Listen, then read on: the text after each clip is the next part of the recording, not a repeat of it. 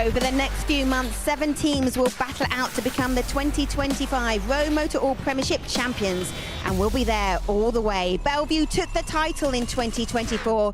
Can they make history and back it up? A feat no team has done in the modern era. Let's remind ourselves then of those winning moments last season.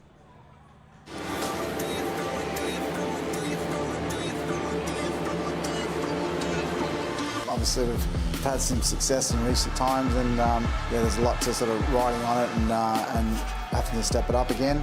But we have the team more than capable. We have done in the past couple of seasons, and there's a real ethos and you know of the club and the culture that we've created seems to year on year just build. It's tricky, it's slippery, but they're making line of conditions. They're roaring away out in front. Huge spike one, and beauty occurs through the vision to the Aces.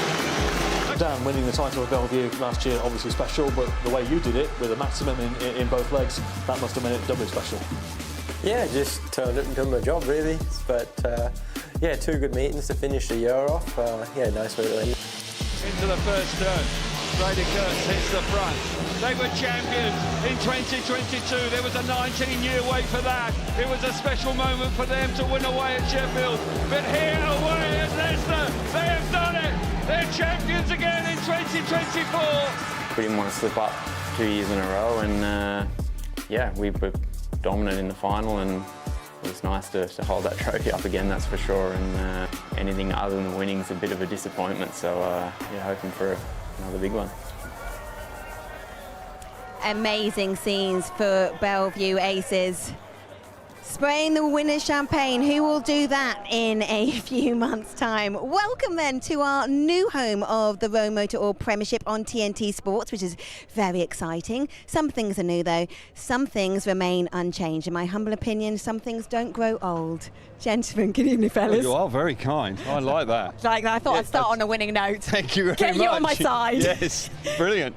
I'm on your side. Thank you, Cal. Looking forward to the season ahead. I am indeed. The sun has come out at the right time, and here at the Adrian Flux Arena, I'm sure we're going to be in for a terrific meeting. But yeah, generally, really enthusiastic about the season ahead. And Scotty, it was a long winter. Good to be back. It was a long winter. I think everybody's been itching to get their speedway fix, and myself included. And yeah, an exciting few lineups in the teams, and like you just said in that the VT there, nobody's gone back to back. So can Bellevue deliver? Well, we will see. Last month we had 49 riders at the media day. It was amazing to see all those riders in one place. All 7 teams are back. There they are: Bellevue Aces, Birmingham Brumies. We got the Ipswich Kingsley Stars, Leicester Lions, Spires, and of course the Sheffield Tigers. Let's take then a closer look at the 2 of the sides competing out of the 7 in the Premiership this season. We will start with Birmingham Brumies, followed by the Oxford Spires. After a very difficult Premiership debut season in 2024, the Birmingham Brumies have made wholesale changes for their 2025 campaign. Mujelak, Zagar, Jepsen Jensen and Jepperson, to name a few, are in a team littered with experience and ability to keep the fans at Perry Bar searching for their autograph books. Well, I think every year when you look at the teams, and you know, certainly like last year when we put that team together with Sam, you know, on paper we thought, you know, it was quite a good team. I know it didn't really go to plan last year with the team that we had. When we were looking at the team and what we was going to put together, you know, that was one of our focuses during the winter, was to put together 7 riders that we thought would get on together and gel. With Matty missing out from racing last year, and Michael, I don't think, has been here since 2012. So it's certainly going to take them a few matches to get themselves dialed in and sorted out. But you know, this year with the team that we've got, certainly I think it's a good team on paper, and hopefully they'll hit the ground running, and the rest, you know, we'll just have to wait and see. But I think it's certainly a contending team to make the playoffs. Being captain of such a good guys is a kind of promotion for me, but Chris made the decision. I wasn't very well happy with that, but he see me as a captain. It's no problem for me, actually. I can talk with the guys. We know each other from the past, and my role is to speak about everything with Chris. Matty, it's good to see you back in British Speedway. We saw you at Bellevue win the league title in 2022. So what is the attraction of coming back to British Speedway? Thank you very much. I'm glad to be here. It's simply just racing because I'm a racer and I love to race speedway. And in Britain I was since 2003. Long time memories, you know, so I just want to keep it going. Birmingham have made 7 new riders this season for their team, so are you familiar with any of the riders in that team? I raced with the Ipswich Jensen before in Korsov, but you know, in speedway everybody knows everybody, so you can't really say, you know, I'm new to the team or something. You know, overall in speedway everybody's a bunch of good guys, so it's just that competition that makes you, you know, sometimes enemies. So. The city of Oxford made a welcome return to the Premiership in 2024 with a revamped stadium and facilities, along with a new name as they presented the Spires to their fans at Sandy Lane. Returning with a lineup that raised a few eyebrows, including the signing of Polish superstar Maciej Janowski, 2024 didn't quite start off the way they had hoped. Yeah, we learned a lot last year. You know, it was our first season in the top league, so we found our feet. We had a couple of problems at the beginning of the season with a couple of riders getting injured and one thing and another. But as you can see, they're all back this year, and hopefully settle in a little bit quicker and we get a good run. Francis, again, you know, it's something what we're very passionate about here, giving the youngsters a chance. He's another one who, you know, who fits in really nicely. He's a lovely lad. Of course, it's a new challenge for me, new chapter, let's say that. I've heard the tracks are pretty different than I'm used to driving in Europe, and my home track is, yeah, of course, not the same like England track. So I hope to get new experiences, maybe some good hits, new feelings, maybe, and yeah, I'm really excited to be here. People talk about the top-end power elsewhere in the league. I'm sure you know the clubs that we're thinking of. But then I look at your top end of Magic and Rowan, and they're both on 7-point-something averages. But actually, they could be far higher than that. That's in its own way, it's a powerful spearhead. That's exactly right. You know, and that's why they're back. You know, we know there's a lot more in the tank with those two. You know, you know, everybody was screaming out for us to get an out-and-out number one. In my eyes, I got 2. You know, and with the others chipping in, doing their job, you know, I think, yeah, I'm quietly confident that we're having a good season and we're going to push towards the playoffs, which is always important.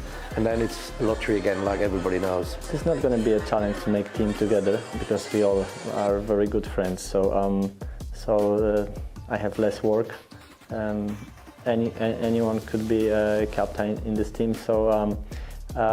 We try to support each other, and I hope this good atmosphere in the team will push us to good results.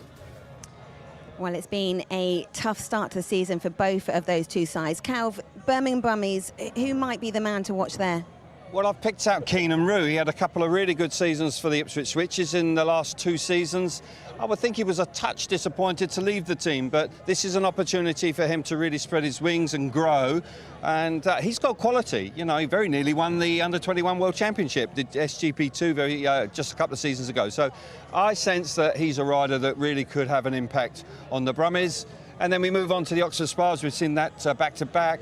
I think Peter Kilderman is a rider that we saw previously back in 2018 that was a really eye-catching rider. If he can recapture some of that, then I'm sure he'll bolster the side and they'll get back to winning ways, because they have had a difficult start. It has been a difficult start, though, and Peter Strokes, well, actually, Chris Adams, both of them, they would have had to give a bit of a rallying cry to their men. They have, and I think for Birmingham, Chris Adams alluded to it, you know, some of those boys coming in, the class riders, but they've not raced in the UK for some time, and it's very, very different to the continent and Oxford. Pete said he's got 2 number 1s, but they're not delivering right now. No, they need to, and they might tonight. Let's turn our attention now to Leicester Lions. It's a familiar-looking side. The Leicester Lions were the surprise package last season, making the grand final only to lose to Belleview. For 2025, they're led again by Grand Prix star Max Frick, and manager Stuart Dixon has very much kept continuity in mind, with only one key and significant signing in their top 5 over the close season. Yeah, if you look back, it's been our highest achievement, our highest standing, certainly in Premiership since our short return. I think it was a fair achievement for a club like Leicester. Listen, we'd like to win it, but unfortunately it wasn't to be. But the riders that I had, they all showed a willingness to come back, which is always good to hear. Richard had ideas of maybe going somewhere else, you know, so I think so. he solved a headache, but at the same time, I was quite happy with what I got back, and I was quite happy to get Kyle Howarth in. You know, as a replacement for Richard, but for somebody who kept us within the limit and somebody who wanted to come to the club, and those are important words, he wanted to come to a club. Yeah, it's a new challenge for me, obviously, being at Sheffield for long, 9 seasons, I think, so new change, a new season, so really looking forward to it. Obviously, I'm familiar with Leicester, racing for them in the Championship.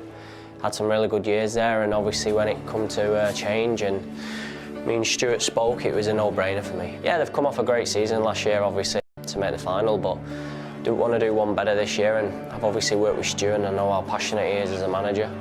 Kind of like the way he manages and says it how it is and straight. So yeah, I'm looking forward to working with the boys and the team. I think Kyle's a great asset to the team.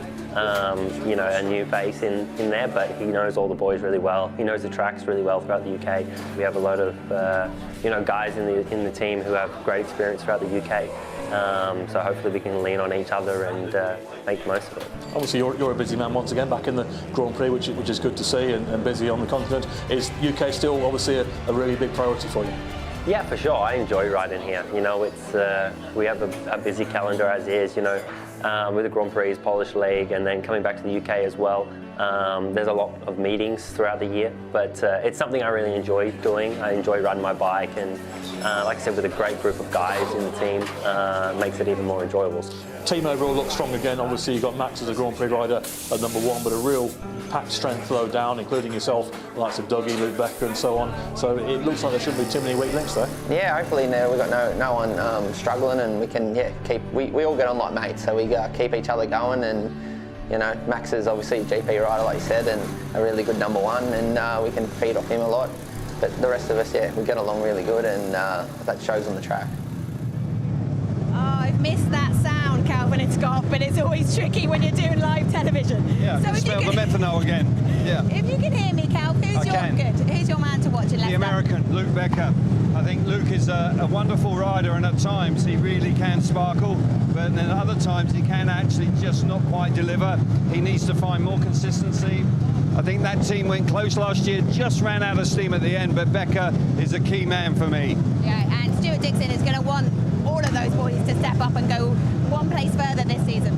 He has, you know, it's good that they've pretty much kept the same team all by one, and just echoing what Kelvin said, I think Luke Becker last year, he hit that really good run of form, but they just dwindled out towards the end, and they were a big threat, and they just ran out of steam at the end. Yeah, well, we are going to take a very quick break. When we come back, we'll look at the remaining 4 sides competing in the Premiership this season, and we'll be back with a hashtag as well, and it's Clarlocks, so make sure you get your questions to these boys later on in the show.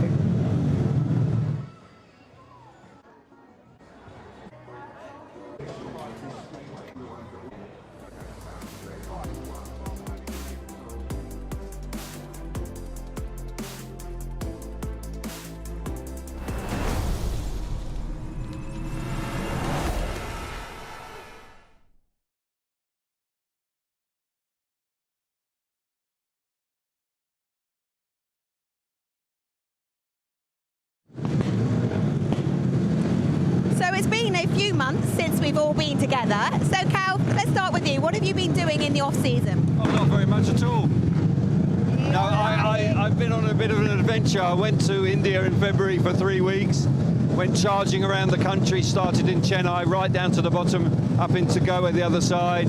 I wore a dress. I went, there he is, look at that dress. I think I carry it off very well indeed. Beautiful, yeah, colour coordination. Beautiful. Stinking hot days, you can imagine. But this, on the road, is extraordinary. I mean, there is no etiquette whatsoever on the road. Yeah, was good. Did you lose your temper? Were you no road rage? I actually enjoyed teasing Indian drivers. It became a fantastic thing to do. Can you imagine it, Scotty? Can you imagine it? Oh, I can imagine it. Yeah, me too. So, no, it was a wonderful time. It was for 2 charities, for abused and abandoned children, one in the UK, Safe in Sussex, and Mahaya in India as well. So there was a serious side to it as well. So, no, it was not quite life-changing, but it was a fabulous experience. Cal, I'm quite proud of you, Thank you very much. Yeah, I like you already. Yeah. Scotty, obviously, we at the end of last season, we know about... You haven't never done India. How's your shoulder? Just been trying to get the wing working. It's not like, I'm not very good at shelf stacking at the minute, but no, it's frustrating. So it's I haven't quite had the excitement as Cal in India. I've had a lot of rage, but not much excitement. When will we likely see you back on the bike? Can I ask that? You can. It's an open-ended question. I'm desperately hoping, like, the earliest was a month, but I think more realistic it's going to be minimum probably 2 months. But I'll cross my fingers, do what I can to get fit, and yeah, hopefully I can get back on my bike and enjoy this side of it, but also enjoy that side too. It's part and parcel of it, unfortunately, isn't it, Cal? You guys, you have to deal with injuries.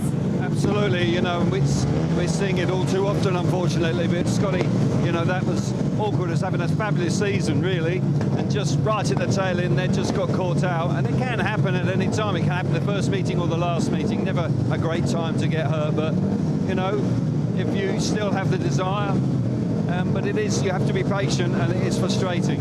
So been there and feel for you. How hard is the patience, Scotty? I'm not very patient. Not good. Okay, well, we don't have to wait long for the action to get underway here at the Adrian Flux Arena. Stay with us.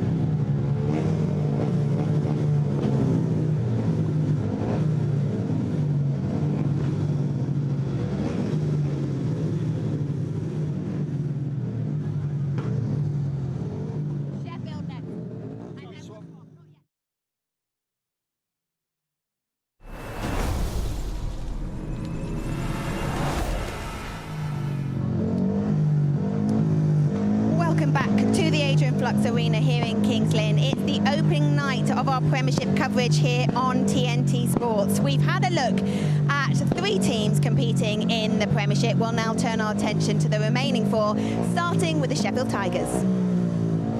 2023 Premiership champion Sheffield Tigers are a team that know what it takes to win. That also means having a bit of luck on your side, something team boss Simon Stead has not begun with in 2025.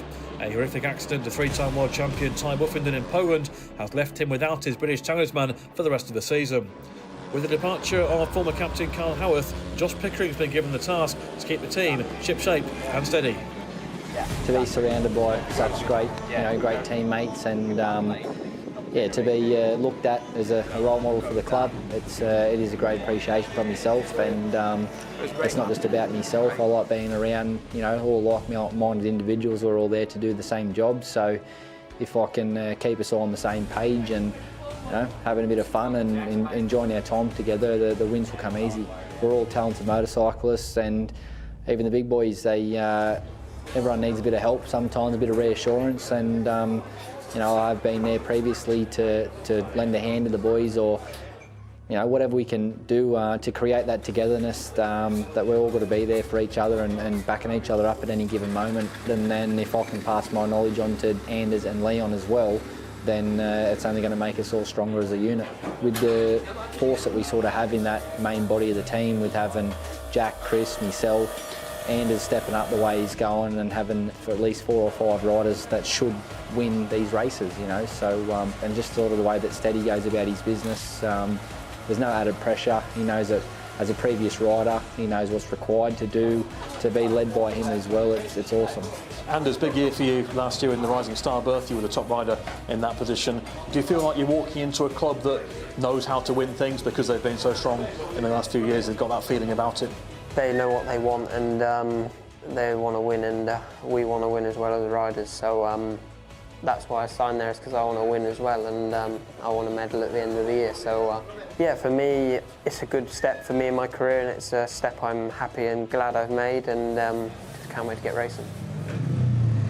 And we're joined by Simon Stead now. We're here from Steady in just a moment, but it's been a valiant display from the Tigers in the absence of Ty Whiffinen after the most horrific crash. Absolutely, and it was incredible scenes that we saw Ty Whiffenden in Wroclaw last weekend, walking around after those horrifying injuries he sustained. So I'm sure all of us at TNT and everybody around the world are going to wish him all the very best for a speedy recovery and a full recovery.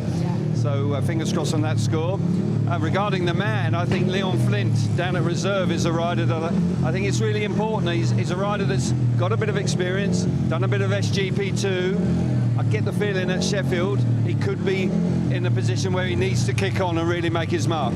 And Steady, I can only imagine what the start of the season has been like for you. So hard and forced to make some team changes as well. Yeah, obviously a really difficult position we found ourselves in. Having not turned a wheel, only a 28-day replacement. But you know, these things are set to challenge us. Ty's got his own challenges right now, and obviously we wish him well with what he's going through. It's amazing to see the Speedway world united in his well wishes. You know, what a fabulous sport we're in to see that. But you know, we were in a position where we needed to do something. Unfortunately, there aren't the riders around that would be able to come in and do the job that Ty Wolfen was doing. We explored lots of different possibilities, but with time not on our side, we felt we were in a position where we needed to work quickly. And whilst there was a little bit of availability where perhaps we're going to be not quite as strong in the main body of the team, but enable us to strengthen up in a different position, gave us a bit more strength in depth. Yeah, there's your team now on the screen. And you heard Cal say this is a chance for Leon Flynn, but even the two that have come in, obviously they've got previous spells with the club. So there should be some, you know, camaraderie already in place. Well, that's what we thought, really. Both of them have done a good job for us before. We've seen Pico really grab that third heat leader. That's an you know, he choice, loves it, absolutely loves it. And Anders has really stepped up his game. We saw the progress that he made with Kingsley last year, and that seems to have really continued this year. Really enjoying working with him. And look, we've got together, we've made the changes. We need to go out there and prove ourselves again now. And we're going to hear you in commentary with this fella a little bit later on. But now let's take a look at both Kings Lynn and of course Ipswich as well. This year, manager Rob Lyon has gone for a level of experience within his Kings Lynn side. The signing of Chris Bomber Harris to the team, the return of Richard Lawson, along with bringing together the Danish pairing of Niels Christian Everson and a fully fit Nikolai Klint, has made them what many are tipping the dark horses of 2025. Yeah, it's good to come back again, and hopefully personally I can keep improving my form like I did towards the end of last year, and you know, I think I can beat anyone on my day, and so can the rest of the team. I think we are very strong, like solid all the way through. But obviously there will be meetings where we're gonna have our work cut out in 13 and 15. But hopefully we have another lot of races to make up for it. I mean, we're at the early stages now, and we need to do the work on the track now, and just see how far we can take it. But so far everything looks good, and it will be massive for the club to have a good season, reach the playoffs, and really fight for the top positions. I think it will mean a lot to the fans as well, and of course it will be fun to be in the team. Nikolai, you've been so unfortunate with injuries in the last 2 years, big injuries as well, but you're looking in great shape, you're feeling good, you're looking forward to the new season. Feeling very good, very good. I put in a lot of hard work, not just physically and mentally, but also behind the scenes. I don't think I've been this well prepared in many, many years on and off track. So the last 2 seasons when I got injured, they managed to sort of get better, show more form, especially at home. We're going to surprise a lot of people. People say that we're the underdogs, which is fine with me. There's other people or other teams that could be favourites, but we have riders in our team that can beat every single other team's number 1 and number 5, and that's where our strength is. They need no introduction. 2 of the sport's most prolific riders return for the Ipswich Witches after a 2024 that firstly saw Jason Doyle suffer a season-ending crash at Kings Lynn, and then a few weeks later, a crash for Emil Saifudinov at Sheffield also left him sidelined. Injured captain Danny King further curtailed the Witches' progress after leading the Premiership for most of last year. Now they return to full strength, and many are predicting them again as the team to beat in 2025. Every member of the team wanted to be back. I think there's a real feeling of unfinished business with all the lads, because they felt, you know, that without the problems we had last year, they would have been champions. What's good about that, and I like continuity, is the fact that they all get on so well. They know each other. There's no bonding to be had. You know, it's there straight away. Tom's come in, perfect fit, he's professional, and in that respect fits very well with everything the club is about and his teammates, and I think it possibly makes us a little bit stronger, just maybe consistency. Obviously everyone knows what you and Emil can do as a top 2, heat 13, heat 15. There is such a strength lower down when you look at people like Adam Ellis and Danny King back from injury, Tom Brennan coming in. It should be a massive inclusion to your team. Yeah, that's a good thing for myself and Emil, is that we've got Tom and Adam and Danny, and even the reserve two boys, Dan and Jordan, is going to be amazing at the Rising Stars. If we have them boys scoring some 3 or 4 points, but the way they scored last year, it's not going to be 3 or 4 points. It's going to be a lot more. It's going to make our jobs a lot easier. And yeah, it's a long season, but the team we've got like a good atmosphere in it, where all riders get along. We all help each other. So the teams I've been in when we've won the league has always been a fun year, and we've always enjoyed it ourselves. Yeah, that's for sure. You know, we have a great atmosphere in the team, and yeah, thanks Chris, you know, for making for us, you know, is to feeling like comfortable and meeting or before or after the meeting. So he care about that, and yeah, so we just happy come to England or Ipswich or some away meeting and make our job. You know, we know too well now how things can change. I thought 2 years ago we were going to do it, and unfortunately just fell short.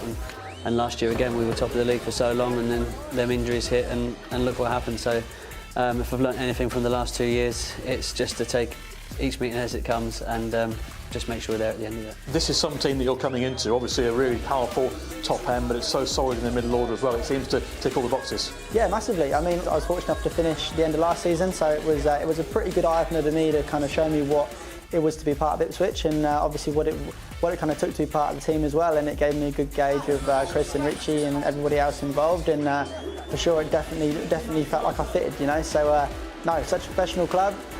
Again, I really feel like it's a good fit, and hopefully I can kind of take on my sort of experience that I've got now and hopefully put it back into the team. Let's start then, Cal, with Kings Lynn. They have strength in depth and a certain Bomber Harris at reserve. Yeah, and he's my man to keep an eye on, that youngster Harris, who's he's only had 1 or 2 clubs, hasn't he, in the past. He's a remarkable man. Looks pretty fit, actually. I've just taken a look at him. He looks like he's really put the work in through the winter. Started the season like a house on fire. He has been flying. Down at reserve, he gets 7 rides a night, shows no signs of throwing the towel in at all. It's his last meeting at reserve. Chris Harris, I think here this season will have a huge impact. Yeah, and for the Witches? Tom Brennan. Brennan is a really good signing. Yeah. Really professional, riding with a lot of potential, going places. I think that was the final piece of the jigsaw for the Witches. Yeah, he makes them stronger, doesn't he? I think he does, you know, and like Chris said, they've definitely got unfinished business. Yeah. Well, the final team to look at then, they are the defending champions, Bellevue Aces. Retaining a Premiership title has still to be achieved by any team in the modern-day era. The current champions have a familiar look about them. Kurtz is still captain, Bewley very much the man to beat, Adam Bladorn, Lidsey, newcomer Zach Cook and the returning fit Tate Zischke. So does Bellevue boss Mark Lemon have all the ingredients for another successful season? Competition, the Premiership has got stronger every year after the last couple of years. You look at the riders that have been coming back to Britain and competing in the Premiership, it's just outstanding really, and getting stronger and stronger, so the teams are getting more competitive. You know, every time someone comes at you, they're like, we're racing the champions. So you have that stigma there and that sort of mantle that everyone wants to knock you off. If you go back to 2016, 2017, you know, the British League was really tough, and I actually think we're back to that. If not, it's actually stronger now. So pretty much got the same team as last year, and yeah, just important to make it, through the season and still be strong at the end. You had a spectacular season. The Bellevue success in Poland, success in the Grand Prix Challenge, going to be a Grand Prix rider this year. Does it at the moment just feel like everything is right? It's kind of weird that I probably did have a really good year last year, but I still feel like there's so much more to accomplish. Like I definitely haven't completed anywhere near as much as I'd like to. So yeah, I don't know, I think my equipment's really good. I've got such a good team with me, and yeah, it's just down to me riding the bike really. Tate, what are your expectations for the Premiership, doing the full season now in a really strong league? You've got Grand Prix riders, almost every team you come to meet, so what do you think you could learn, and do you see yourself progressing this year? This year in the Premiership, I'm just going to go out there and give it my best and just learn off the other boys in my team like Brady, Jamo and Dan, and yeah, just be a sponge really and just learn a lot off them. And I don't have too high expectations for the league. I'm just going to do my best and learn. That's all I can do really. And yeah, I'm just looking forward to going to these different tracks and learning some more skills. So Calv, your man to watch in the Aces. I'm going to go with the German Norbert Bladorn, another young rider that's been around for a little while now, had plenty of experience, riding for his country, SON, SGP2. Again, another rider that kind of frustrates you at times because he's got lots of ability and then he doesn't quite deliver at times. If he can, you know, I'm sure that the Bellevue Aces and Mark Lemon will be very keen to retain the title. It won't be easy because the Ipswich Witches are top-notch right now, but Bladorn for me for the Aces. Yeah, 2 GP stars and Brady Curse looking good. Very. Man, he's on fire right now at the start of the season. He's carrying on from last year. He said he's got unfinished business. He doesn't feel like he's hit his peak yet, and he's already shown the back wheels to Smarslick already in the league, so look out. I know, Lanchet this weekend. Let's take a look then at the Premiership standings. It is our opening night on TNT Sports, but Speedway, the Premiership, has been up and running for a good few weeks, and it's Ipswich Witches who are absolutely flying. They top the table on 12, Bellevue Aces on 7, Sheffield Tigers third on 6, and Leicester Lions 4 points there. Kings Lynn, they got the win over Leicester and they've got 2 points, and Birmingham Brumies, Oxford Spires both looking to get off the mark. Scotty, the story there really is how good Witches are looking. They've cast a spell over everyone so far, haven't they? I mean, the wins they've had at home, I mean, against some accomplished teams. The scoreline has been massive, hasn't it? Everyone. The first one you think, oh, okay, maybe that's one. And then they've done it again and again. Obviously, to carry that momentum all season is tough, but man, look out there. They've got some unfinished business. Oh, yeah, they absolutely do. Well, we've got another meeting going on tonight. It's at Perry Bar, and it is Birmingham, and they host Leicester. Well, it was all changed for Birmingham over the winter, but so far the new season isn't going to plan. The Brumies are winners so far from 3 league matches, including a 60-30 defeat at Leeds Ipswich on Thursday, and they're also out of the Knockout Cup after a heavy home loss against tonight's opponents. Leicester made the grand final last year after a strong run during the summer, and they have a great record on this circuit. So far in the league, a home defeat to Ipswich, cancelled out by an away win at Oxford last Monday. The Lions sit 4th in the early standings, and they expect to be playoff challengers once again. 2 big issues for Birmingham at the moment: the lack of scoring at number 1 from Tobias Mujelak, who is a class act on his day, and the current absence of Matty Zagar due to visa issues. They are restricted on their choice of guests, with Lewis Kerr coming in tonight. On the plus side, Michael Jepsen-Jensen is in very much good form. As far as Leicester are concerned, a familiar lineup led by captain Max Frick. Winter signing Carl Howarth played a key role in the win at Oxford, and at reserve, Drew Kemp rejoined the club on the eve of the season, and Dan Jolks, a recent arrival, he took the place of Sam Hagan. It's Birmingham against Leicester. Dave, thank you. Well, there is a great atmosphere building here at the Adrian Flux Arena. It's our first televised meeting of the season here on TNT Sports, and Heat 1 is coming up. Thanks very much, Abby. Luke Colleen for the Oxford Spires coming out, the young rider, and all these guys getting plenty of experience down at the bottom. No doubt that he'll be excited about it. Came in with a big smile when he walked into the pits. Now, this is my man to watch, and Simon Stead alongside me, 22. Seen a bit of Francis Gus on the international scene. Good to see him in the UK. Yeah, it is, Kelp. And look, this is one of those places that is actually one of the only places that he's had a run out at. So he's had a bit of a test in the Knockout Cup, and yeah, it'll be a little bit more experience tonight.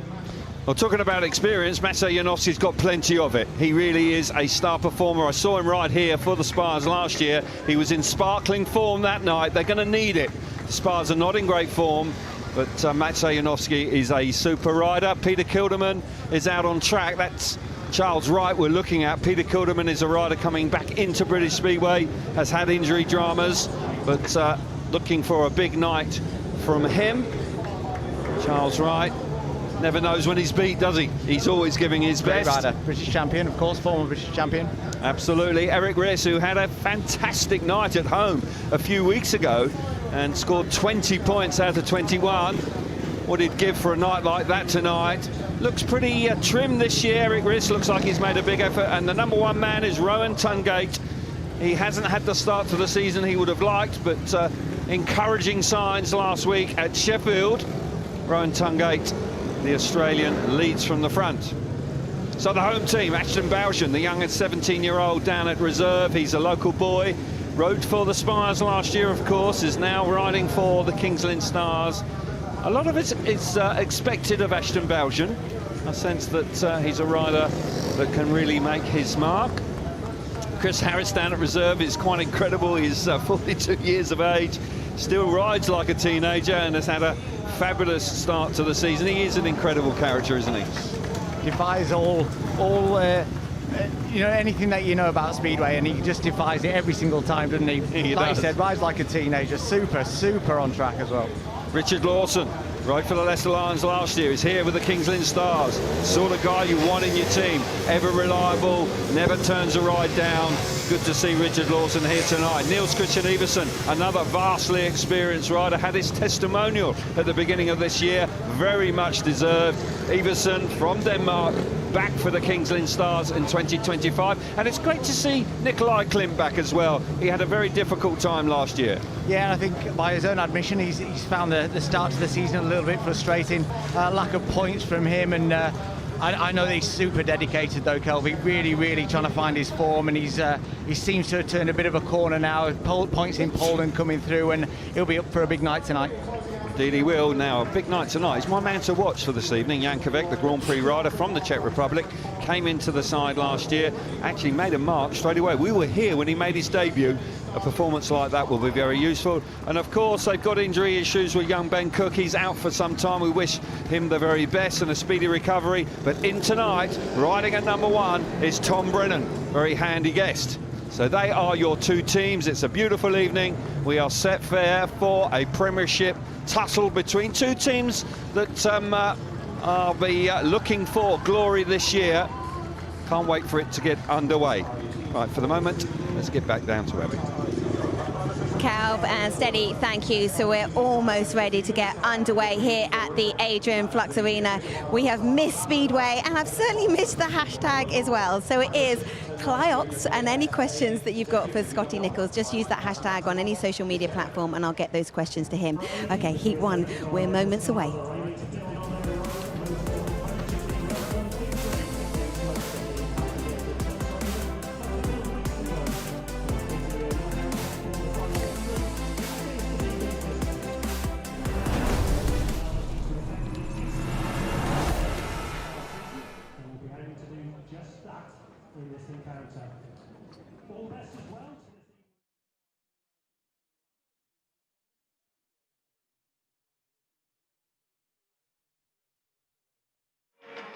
In the Premiership, let's hear from the two team captains. Max Strick for the Lions, and first of all for the Brummies, it's Tobias Mujelak. Birmingham Brumies captain Tobias Mujelak, obviously the first league points still await for the club, so how important, how big is tonight's meeting here against Leicester? Feeling some pressure a bit, but yeah, we struggled this year, and also myself, it's difficult seasons, beginning of the season for me in England, and I don't know what to say actually, because I feel some pressure. I put it on myself, and we'll see what's gonna happen. But this rival Leicester, we can really get some points. And obviously there's this ongoing situation with Matty's visa at the minute that can't be helping team matters, but collectively from the team there's still so much more to come. Yeah, Mate is supporting us on the group chat, so hopefully he can get it as soon as possible, but you know, it's government stuff, so you can do nothing actually, and waiting for him. He's a key rider for us, and hopefully he can come back very soon. And from the team's point of view, last time out here against Ipswich, it was defeat, but you pushed them pretty close as a team, and perhaps learn one or two things about the track that night. Well, track was good actually. We cannot complain about track or anything. It wasn't me on the bike actually. I didn't do anything crazy. Maybe I should do. But if you race third or fourth in Ipswich, you can really not do anything. And in the club's build-up, the club's preview coming into tonight here at Perry Bar as well, Stuart Dixon's made it known he's looking for that win. He doesn't really want to settle for anything less tonight. No, Stuart doesn't settle for much. So yeah, we'll just make sure that we're ready to go when the tapes go, and hopefully we can give it our best shot and be in the pointy end of the meet and come when it's heat 15. And when we are at this early stage of the season, when you have already been to a track once, can that help in any way, shape or form? Yeah, for sure. I think the weather and everything's a lot different now than what it was when we first came here earlier in the year, but the boys know the track now since we've been here once, and hopefully that helps. And like you say, it's a team that already knows each other, so it hasn't took much gelling together, and there really is a lot of potential within this team for this year. Yeah, for sure. Everyone's riding really well and has started the season well, so we just need to keep on doing our thing. It's still early days, but it feels like we're starting to get a few matches under our belt and getting into the flow of things. Max, all the best to you in the Lions tonight. Thank you.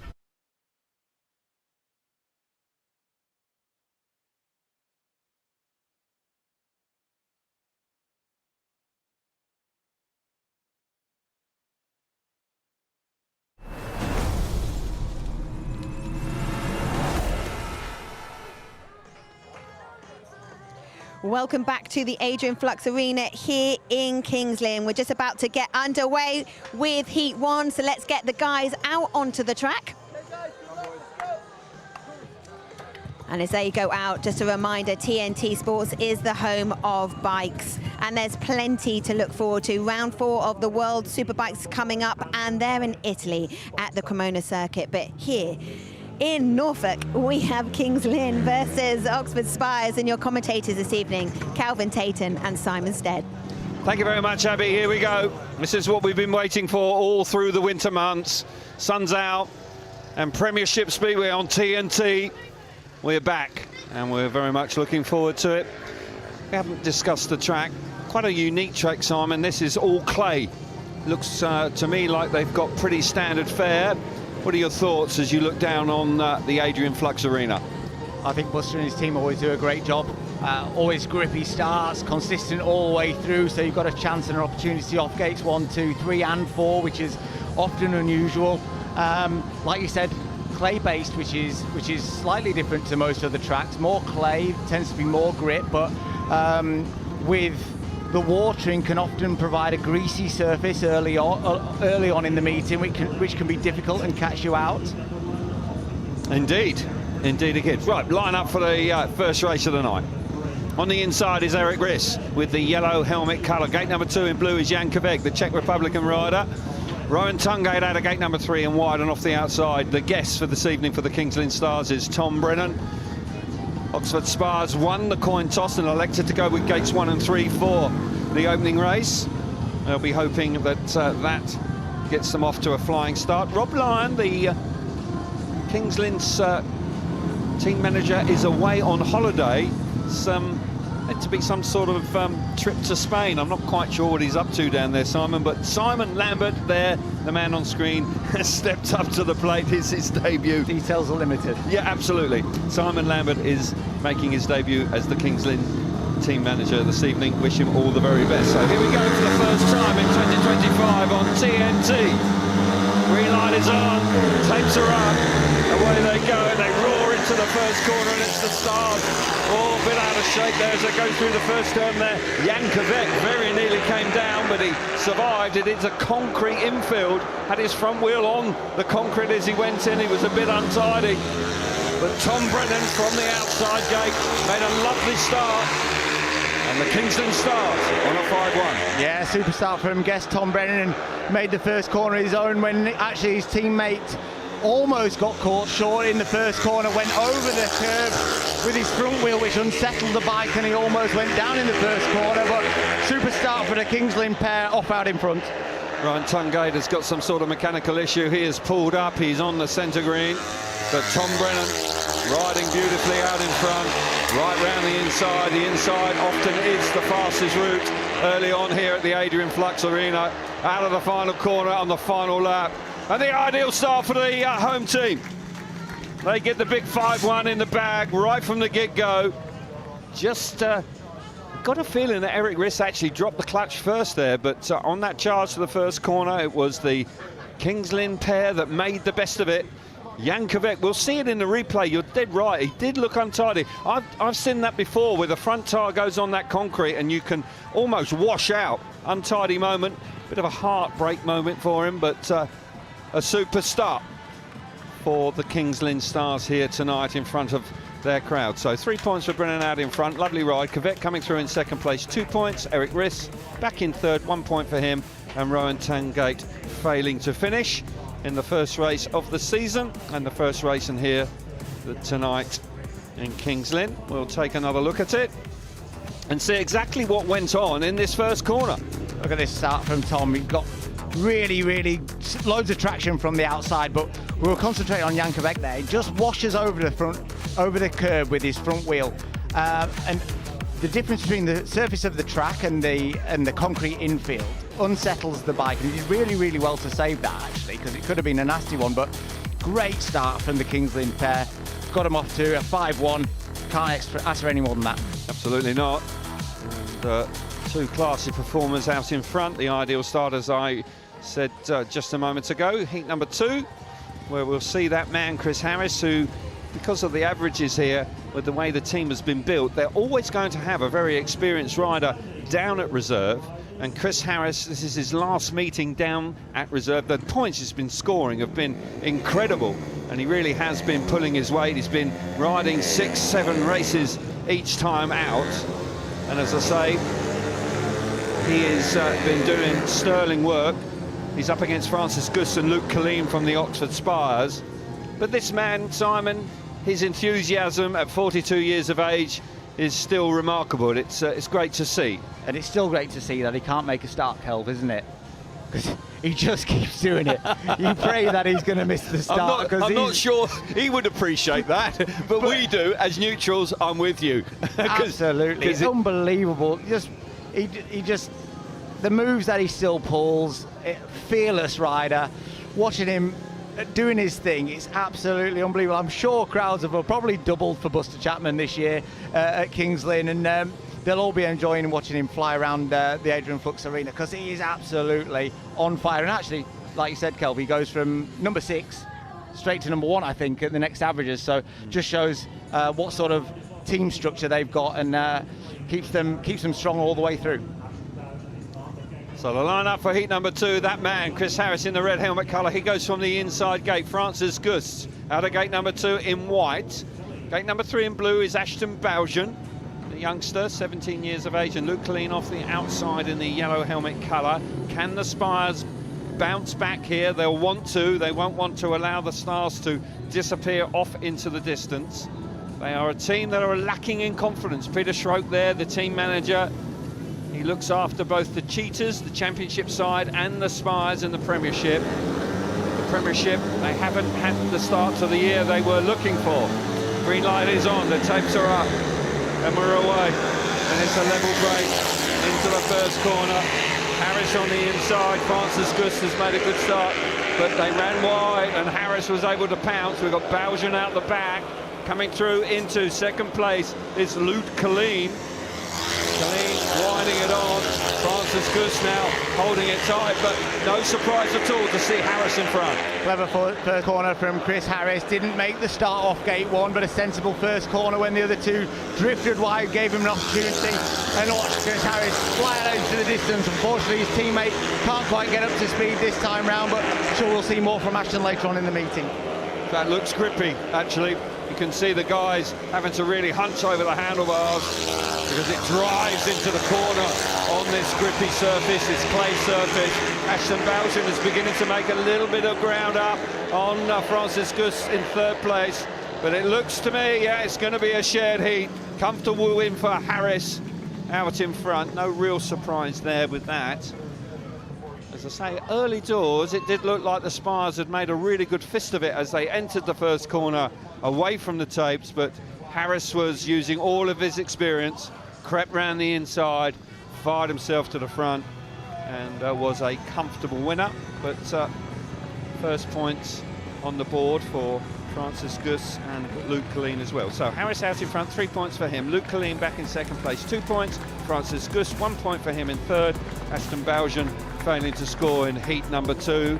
And as Harris comes round, you're absolutely right, Simon. He is a very, very popular man, and he will be putting bums on seats. There's no doubt about that. Let's take a look at heat number 2 once again, with the Kings Lynn Stars on 8, the Oxford Spires on 4. I got excited here. Look, Francis Gus makes a good start off gate 2, actually makes it in front of Chris Harris, but doesn't quite shut the door on him.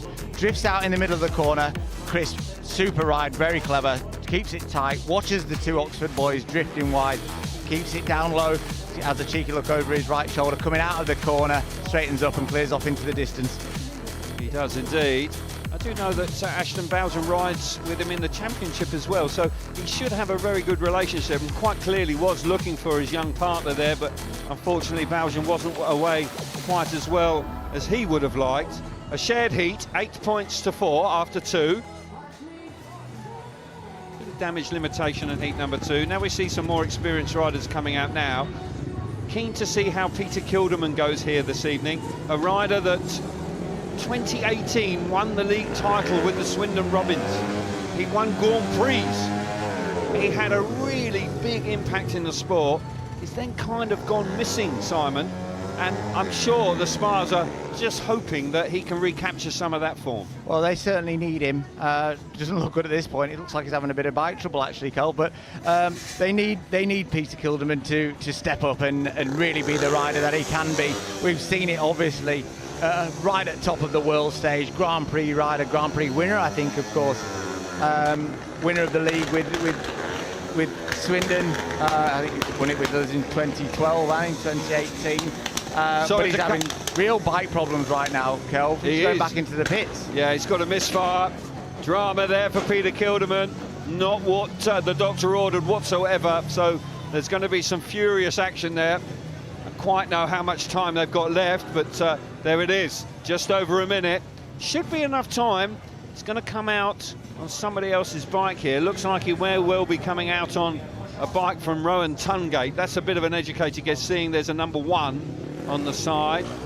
Now there's a difference in stature from Rowan Tungate to Peter Kilderman, but this is far from ideal. I think you want to be back on one of the junior bikes in Denmark with that one, Kel, I think, but that one doesn't sound too healthy either. This is not going well at all. No, bike's not running at all on the way round. I'd be very surprised if he can actually take his part in this heat number 3. He's revving the bike up, but you can hear it sounds awful. Anyway, the line up for heat number 3. We've got Charles Wright on the inside in the white helmet colour. Niels Christian Everson, gate number 2 in blue. Peter Kilderman with a bike in sounds a bit second-hand to me. Revving it up quite forcefully. He's in yellow, and off the outside in the red helmet colour we have Nikolai Klint. Heat number 3. 8 points to 4 to the home team, the Stars. Here we go then. Green light is on, tapes up, charging towards the first corner. The Stars hit the first turn. Klint from the outside, Everson up the inside. The two Danish riders riding in harmony down the back straight on the opening lap. Coming through into 3rd place, we've got Charles Wright. Peter Kilderman clearly suffering with the bike problems at the back. Far from ideal for him.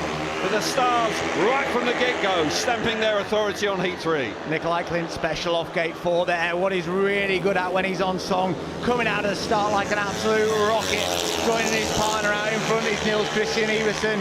Great to see him back on top form, Kelv. He's such a super rider and has been great servant to British Speedway. Indeed he has. Still retains lots of enthusiasm. Very similar age to Chris Harris, but has kept himself and really looked after himself, Niels Christian Everson. Wonderful CV, he's ridden at the very highest level. But Nikolai Klint, a great start to the evening for him. Smashing start from the outside. Everson coming through in 2nd place. Another 5-1 to the home team. 2nd 5-1 of the evening for the home team. Desperate for Peter Kilderman as he trudges back towards the pit area. 2 bikes with mechanical issues. Can you believe it? When your luck's out, it's out. Charles Wright coming through in 3rd place. But for the home team and the home crowd, they are chuffed to bits. And you've got to have some sympathy for the home crowd here. They've had some really tough times in the recent past, so it's good to see them with a decent team. Klint out in front, 3 points. 2 points for Everson in 2nd place. Charles Wright back in 3rd place. 1 point for him, and Peter Kilderman failed to finish in heat number 3. We'll see this again, 13 points to 5. All about the start here. Yeah, Nikolai textbook off gate 4 there, all the way across the field and clears off. Nikolai did a lot of the hard work on the first corner as well. Managed to get over the guy off the inside and join him up front. Both looked really comfortable out of front. Unfortunately, Oxford at the moment look off of the pace. They're going to need to make some changes there and hopefully get a bit of inspiration from Magic in the next one. Very different conditions than they encounter, of course, at Cowley, Oxford, the home track, smaller track, probably a bit slicker as well. As I say, this is quite unique, this place, with the concrete on the inside. We saw that with Yankovic, that can catch you out. There's no curve here. It's just literally a line around the inside. And of course, this clay, grippy surface, it almost pushes you in, isn't it? You've got to be quite aggressive. It's a lovely shape here. It's a lovely shape, but this surface is quite a challenge. Yeah, I think that's what you find when certainly the away riders, they get caught out in the middle of the corner, where perhaps at the apex where you're trying to pull it back to come out tighter, they can't quite bring the bike back round because it's pulling too hard in the middle of the corner, which tends to make them drift out in the middle of the corner rather than keep it a little bit tighter, which is where you'll see a lot of the Kings Lynn riders, like we saw with Bomber in his first race, go right round the inside and pick up the grip coming off the corner on the inside and make a move. So it's a difficult one because there's so much more grip than perhaps some of the away riders have been used to. Absolutely right. Heat number 4. Riders making their way towards the tapes. Going to do a bit of gardening. Second ride here for Luke Colleen and Ashton Bowden. Bowden looking for an improvement. Didn't score first time out. Luke Colleen picked up a couple of points in heat number 2s. Encouraging signs for Luke. Finally, we've got the lineup coming forward now. Luke Colleen will go from the inside in the yellow helmet colour. Ashton Bowden out of gate number 2 in blue. Maciej Janowski, the captain of the Spires. He comes out of gate number 3 in white. Richard Lawson from the outside in the red helmet colour. Now, can the Spires... Maciej Janowski, when we were here last year, was terrific. Can he be the catalyst for the Spires? He has the quality. He is a top-class performer.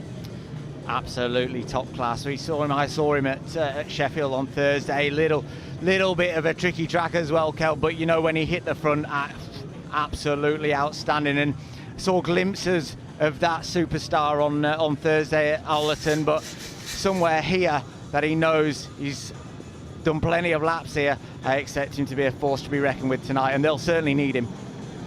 Peter Schrock, the team manager for the Spires, will be looking to his man to come good now.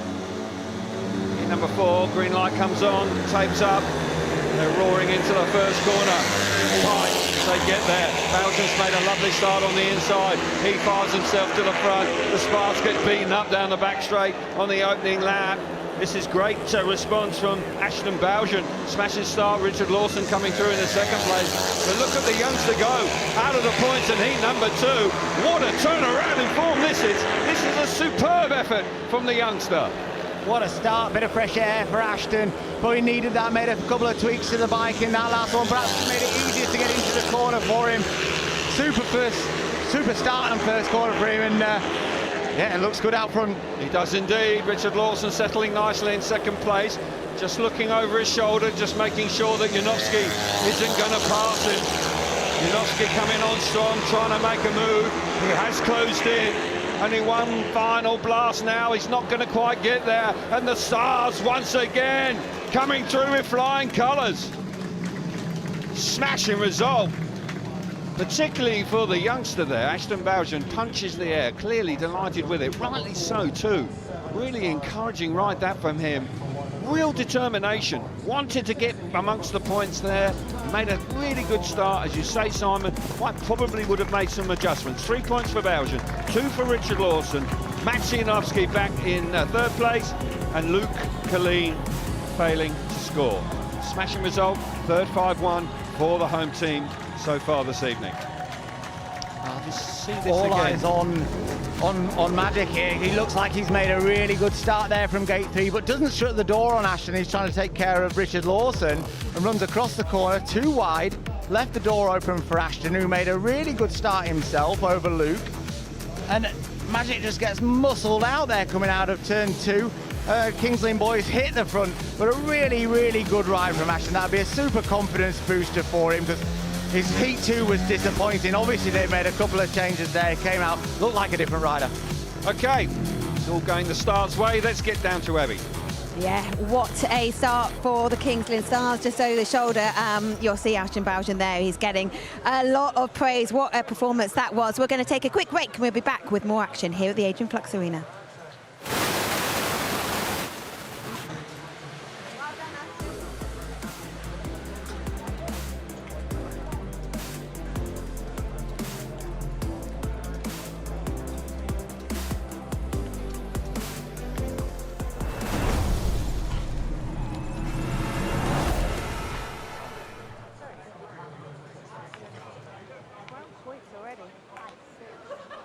Standing by.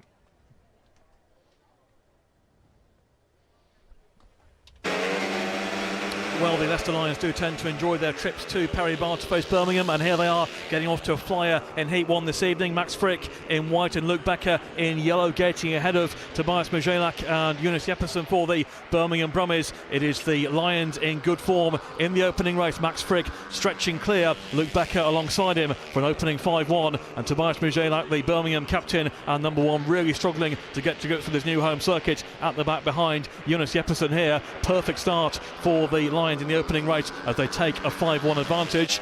And then when the reserves came out on track for Heat 2, Drew Kemp and Dan Gilks in white and yellow, same result from the start. Fantastic from Kemp off the inside. Gilks, a recent signing, coming round the outside in yellow, and Anti-Vuas and Jason Edwards left some way behind in 3rd and 4th as the Lions make a perfect start to the meeting.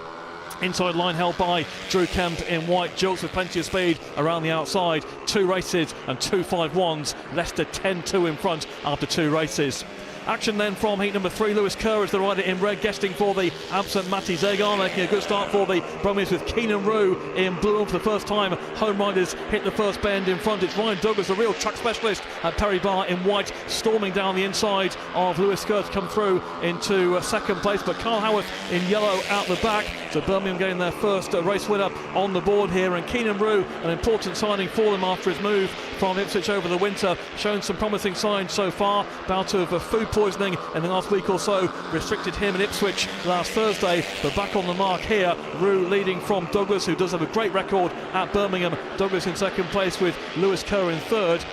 So Birmingham coming back into it with a 4-2 in Heat 3 to cut the gap to 6 points. And drama in Heat number 4. Watch the rider in white, Sam Masters, as Jason Edwards in blue goes through on the inside. Trouble for Sam Masters, pulling out there up on the 3rd and 4th turn. The man in front in red is Michael Jepsen Jensen. The Dane is in terrific form, really everywhere he rides, doing well in Poland at the moment. Was excellent for Birmingham in their big defeat at Ipswich on Thursday, and he is certainly enjoying his return to British Speedway in the last few weeks. But crucially, Jason Edwards in second place, holding Dan Gilks at bay to bring the Birmingham Brumies back into the meeting. 2 home matches so far for them. A big home defeat against Leicester in the Knockout Cup, a more narrow home defeat against Ipswich 3 weeks ago, and they are desperate to get their home campaign on the way, and they get a 5-1 there in heat number 4 with a big win for Jepsen Jensen and a second place too for Jason Edwards. So with 4 heats gone at Perry Bar, it's Birmingham 11, Leicester 13.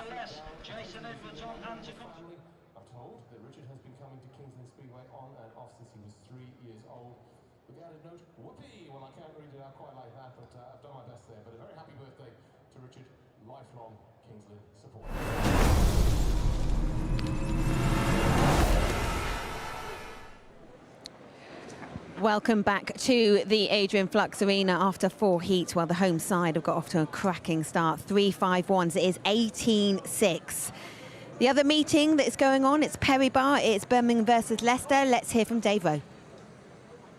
Well, Leicester have made a flying start to this meeting in the first 2 races. Max Frick in white off the outside in Heat 1, partnered by Luke Becker in yellow, going to the first bend in front of Tobias Mujelak and Jonas Jeppesen. And Leicester, who won here in the Knockout Cup earlier in the campaign, scored big on that occasion, making a flying start in Heat 1. And this 5-1 was repeated in Heat 2 by Drew Kemp and Dan Gilks over Anti-Vuas and Jason Edwards, giving the Lions a 10-2 advantage after 2 races. It looked bleak for the Brumies at that stage. They have come fighting back back though with a 4-2 in Heat 3, won by Keenan Rowe, and then drama in Heat 4. Sam Masters in white striking trouble up on the third and fourth bend. Jason Edwards going through, way out in front, the very much in form Michael Jepsen Jensen, although Dan Jokes in yellow tries to make ground on Jason Edwards. He can't find a way through, and Birmingham get themselves back in the meeting with a 5-1 in Heat 4. Big win then for Jepsen Jensen. The Brummies strike back, and with 4 heats gone, it's Birmingham 11, Leicester 13.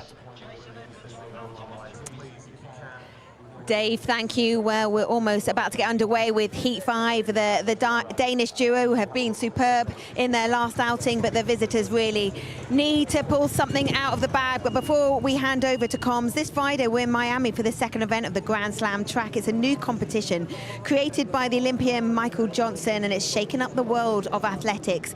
Join us on TNT Sports 1 and Discovery Plus from 10:30, and you can see a truly star-studded lineup, including Britain's Josh Kerr and Matthew Hudson-Smith. But in the world of Speedway, let's hand you back to Calv and Steady.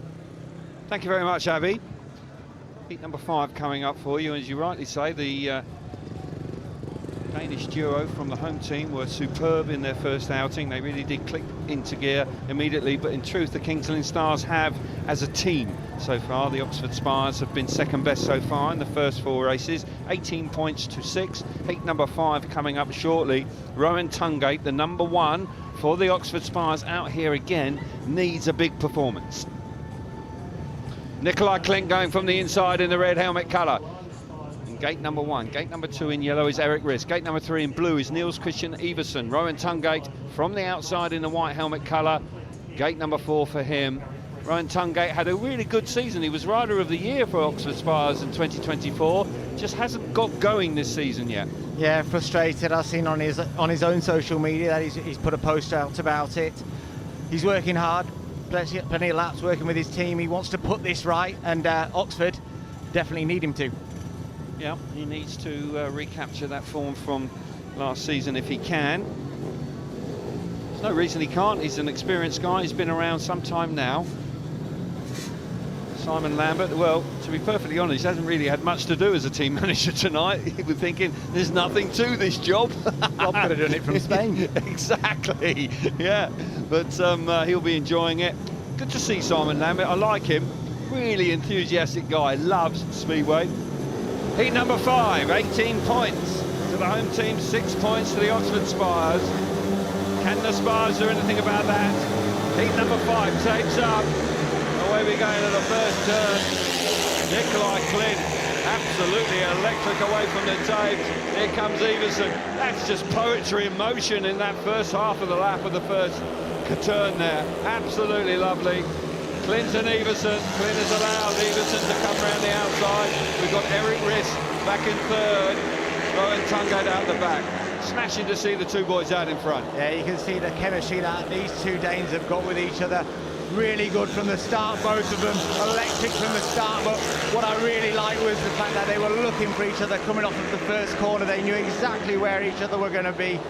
Makes life easier when you've got that teammate, when you've got that understanding. Gave Niels Christian Iversen all the room in the world to come round the outside and cement his place out in front and looks comfortable in second. Iversen looking fabulous out in front. The testimonial man, of course, this year. Very popular man. Really has been a fine servant to the British Speedway. He wins comfortably. Nikolai Klint doing the business initially off the inside gate, looking for his teammate, allowing him to come around the outside. Eric Riss back in third place, but a dreadful start to the evening for Rowan Tungate. Fails to score in his first 2 outings. Not what you need from your number 1. 23 points to 7. It's one-way traffic right now. 3 points to Iversen. Lovely ride out in front. 2 points for Nikolai Klint. Eric Riss back in third place. 1 point for him. And Rowan Tungate failing to score in heat number 5. Going the way of the Kings Lynn Stars. They're thoroughly enjoying it, the home crowd. We'll see it again. It's all about how they click into gear through this first turn. Yeah, strong start from the Stars pair. But look at Nikolai coming off the corner there. He knows where his teammate is, has a look over his right shoulder, gives him all the room that he needs to cement himself, get a lovely run down the back straight, carry all the speed into turn 3, and that makes life really, really easy for them. They look in a different class tonight, don't they? Nikolai's trapping. Great understanding with his teammate on track, and the Oxford pair will be disappointed with that. Rowan looks off the pace at the moment. Needs to make some drastic changes in the pitch to his machinery, I would suspect. He does indeed. Okay, let's get some reaction. Let's get down to Scotty for the first time this evening. He's with Peter Schroep. Calvin here with Pete. Pete, season's certainly still not going to plan, not quite in tactical territory yet, but you have to make some changes soon. Yeah, we'll have to do something, but at the moment I can't even do it tactical because I've got nobody, unless you're ready. Wing's not right, mate. I can't do it, you know, so I have to give the boys a chance and got to keep their heads up and keep going, and hopefully we can push on a little bit and get a little bit closer, and then somewhere along the line do a tactical and, you know, hopefully push that a little bit more closer. At the moment it don't look great. No, I mean, obviously as a team manager you can make the tacticals, but is there anything you can do just to try and spur the boys on? Because obviously King's Lynn look like they're dominating in the first turns right now. Again, you know, they're winning all the starts and winning the first corners, and here it's very unforgiving. You've got to be aggressive into that first corner, as you know yourself, and at the moment the boys are not finding that, and so I'm not very happy about it. You know, I have to be honest. You know, I expect a little bit more, so they've got to pull their socks up now and look after themselves and get stuck in. All right, mate, well, I'll let them feel the wrath of Peter. I'll let you go and do your bit. Thanks for talking to us, mate. Back to you, Cal. So here we go then. Thank you very much, Scotty. Peter Schroep clearly frustrated, understandably so. We were just saying, actually, prior to that interview, it's not going to be easy for Peter Schroep this evening to make any moves when so many of his riders are out of form. Where do you look?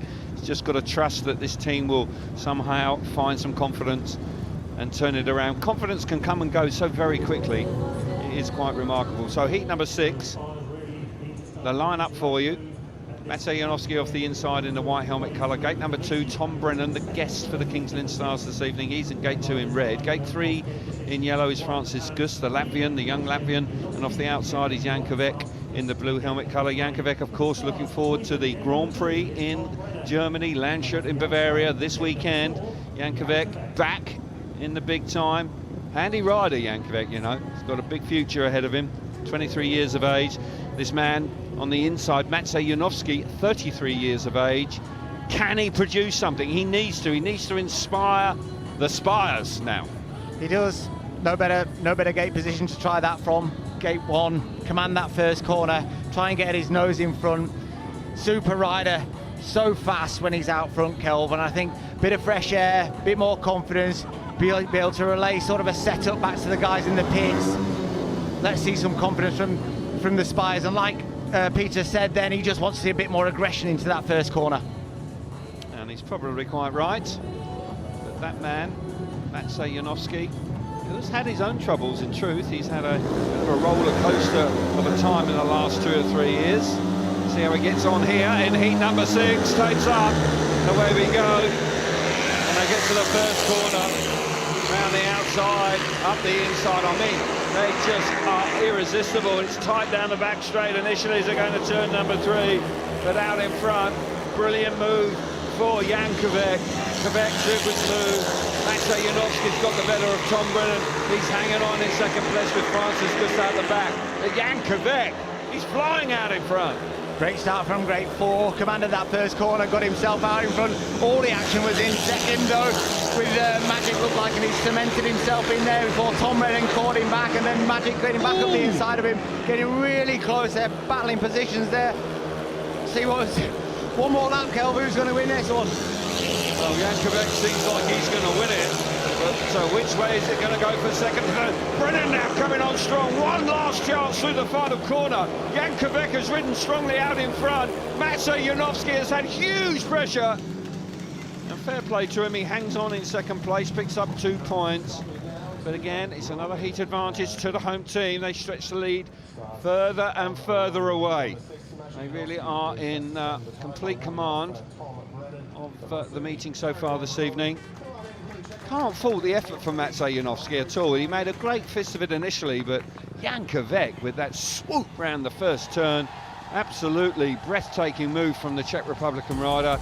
And as I say, he's got a big week to look forward to. First round of the World Championship this weekend, and riding here tonight, it's become a favourite. He looks good.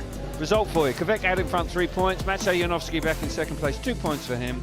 Tom Brennan in third, 1 point, and Francis Gus misses out in heat number 6. It was a terrific tussle for second and third. It was a real... I thought for a moment Brennan was going to get the better of Maciej Janowski, but we'll see it again now. But Maciej Janowski does hang on to second place. But Jankovic smashing from the start. Yeah, good from the start there. He's going to want to put a few of those together at the weekend in his in the GP at Langshut. Great start, good first corner. Magic looked like he'd made a good start, and Tom Brennan put him under super pressure there. Steams underneath him. Magic looked like he'd overcooked it, but turning back and got back up the inside of him, going down the start and finish straight. That's where it stuck, but he was under serious pressure. Didn't look too comfortable. Was under a lot of pressure from Tom Brennan, who looked like he was about to pounce at any moment. Indeed, he saw it. Brennan momentarily into second place, but Janowski read it rather beautifully. Was able to cut back, a classic move. But it's one-way traffic right now, with the Kings Lynn Stars moving along sweetly on 27 points to 9 points to the Oxford Spires. Can they do something here? It's never going to get easier. Heat number 7, Peter Kilderman. They'll be desperate for Peter Kilderman to have no problems. I had a report from Scotty, just WhatsApp through, and said that Peter Kilderman had a plug issue with his mic. It looks like he's running A-OK right now. Let's hope he doesn't have any further issues and he's on his own bike. But somewhere they need a spark of inspiration, the Oxford Spires, just to try and... These are two-legged affair, of course. They will have the return leg back in Oxford in the not-too-distant future. They won't want it to be just a foregone conclusion regarding the bonus points. So you've got to say they will need to keep battling right until the conclusion of tonight's meeting. Line up for you then for heat number 7. Lawson off the inside in the red helmet colour. Charles Wright, gate number 2 in white. Chris Harris, gate number 3 in blue. Peter Kilderman goes from the outside in the yellow helmet colour. Peter Kilderman, you'll see, has a very distinctive style. Not one that's probably at the forefront of the manual for riding speedway, because he does tend to do a bit of a leg trailing style, but it's very eye-catching. And when he's on form, he can beat anybody. Yeah, he's been such a good rider, rode at such a good level. It's been a shame that he's not managed to recapture that so far this season, but Oxford will be hopeful that he can reproduce that, because like you said, Kelv, on his day he can be such a good rider. Absolutely. So Niels Christian Everson, they'll be nice and relaxed in the pits in Kings Lynn corner. Don't get any easier these heats for Oxford, do they? No, you're absolutely right. I was just saying on paper here, with Harris and Lawson up against Wright and Kilderman, the way it's going this evening, you're thinking, well, it could very well be another 5-1 to the home team. But here we are. 27 points to 9. Tapes up. Charging into the first turn. What a start. Richard Lawson on the inside. Round the outside comes Harris. Brilliant stuff from the Stars again. They fire themselves to the front. Another 5-1 on the cards. They're having 5-1s for fun here this evening. Spires just not on the pace. We've got Charles Wright back in third place. Peter Kilderman out the back. But Harris having a great time out in front. Yeah, Oxford just can't live with the Kings Lynn Stars from the start of the first quarters. They're so quick from that start, getting themselves out in front, and once they hit the front, Oxford haven't got any answers. Bomber, you had a big gap there between heat 2 and heat 7.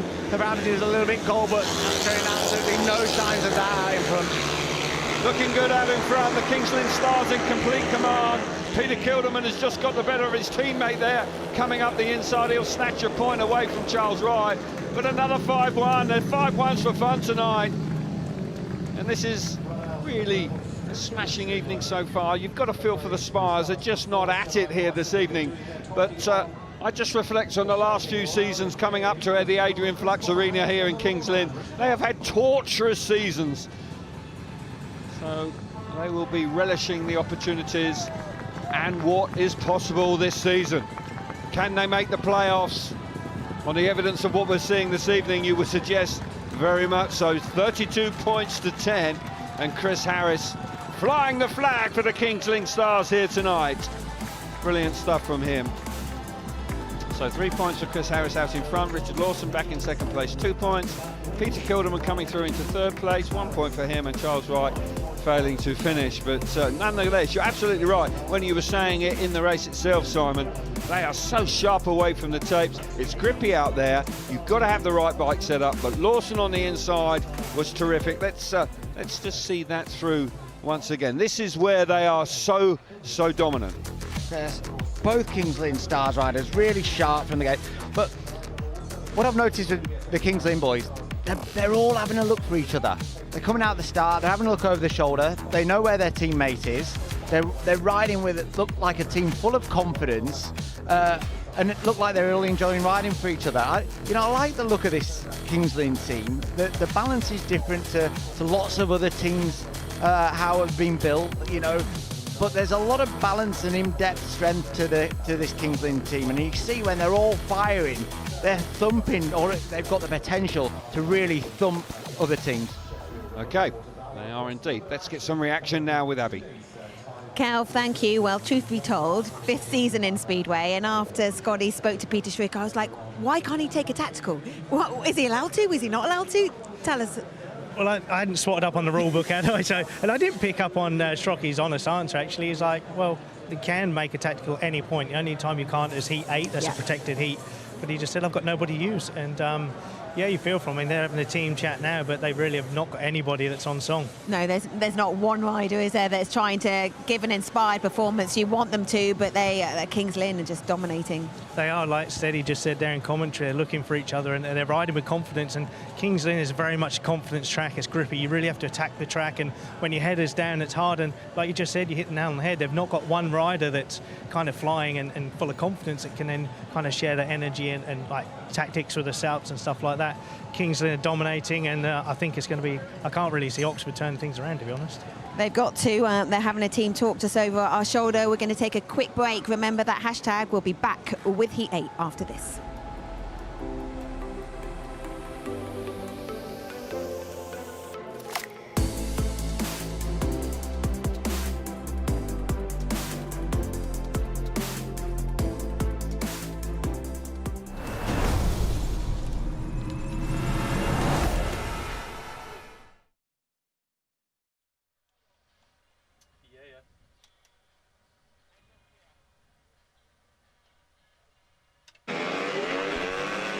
Heat 5 at Perry Bar, with Leicester leading by 13 points to 11, and Max Frick in white gating alongside Lewis Kerr in red, but Frick dominating in mid-track. Round the outside in blue is Keenan Rue. Luke Becker in yellow finding himself at the back in the early stages.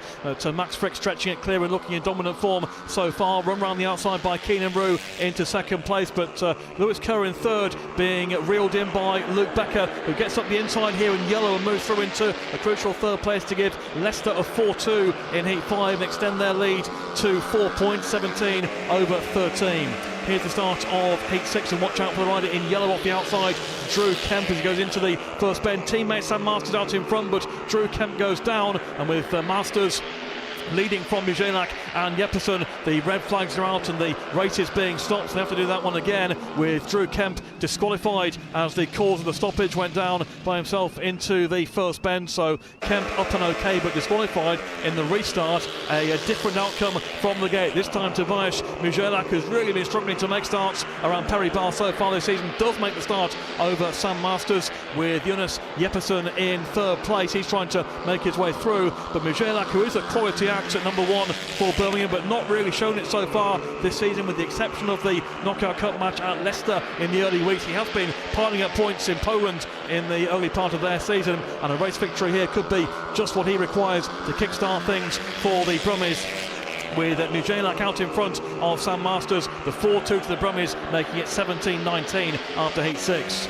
Heat 7 at the start line then. Douglas off the inside, Jepsen Jensen. Gate 2, and a good start by Douglas to get to the bend in front. Jepsen Jensen gives Howarth a real shove there on the second bend. Howarth goes to the back, and now Jepsen Jensen will try and go around the outside of Douglas. Now we'll try and cut back on the third and fourth bend. It's Douglas with the lead, and meanwhile Carl Howarth, after being really forced out in the early stages, have managed to go all the way around the outside of Antti Vilas and take third place here for the Lions. So Douglas has the lead over Jepsen Jensen, but Jensen will have a real go for it here. He's been in good form. He's trying to hit back here on Douglas midway through heat 7. Howard's got the safe third for Leicester. If it stays this way, they will put their lead back up to 4 points. It's still Ryan Douglas race leading from Michael Jepsen Jensen. Howarth in third. Vilas has dropped back out the back, but Ryan Douglas still having to fend off the threat of a very fast Jepsen Jensen, who looks for the inside of the second bend. Looks like Douglas has it covered for now, though, up into the top turn for the final time. And Ryan Douglas beats Michael Jepsen Jensen. Howarth in third place for a 4-2. 7 gone. Birmingham 19, Leicester 23. Alongside you in his last race. Yeah, it was mega ride from Ashton, and that's what we know he's capable of, and I think with that they'll carry a lot of confidence.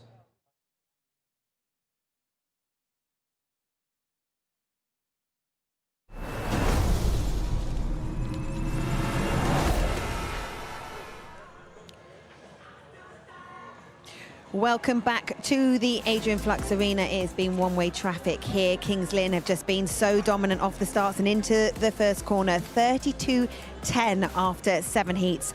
The guys are about to go out on heat 8, and I'll remind you, we've got more speedway coming up. TNT Sports is the home of bikes, and this weekend we are in Landshut in Germany, and it is the opening round of the Speedway Grand Prix. It's Britain's Robert Lambert and Dan Bewley who will be looking to make their mark. Okay, but just before we get going again here at the Adrian Flux Arena, let's head over to Perry Barr and get the latest from Dave Rowe. Well, Leicester made a flying start to this meeting. They were 10-2 in front after 2 races, but it has become much closer after the Brumies hit back. And here's the start of heat 6 with Drew Kemp in yellow taking a fall on the first bend.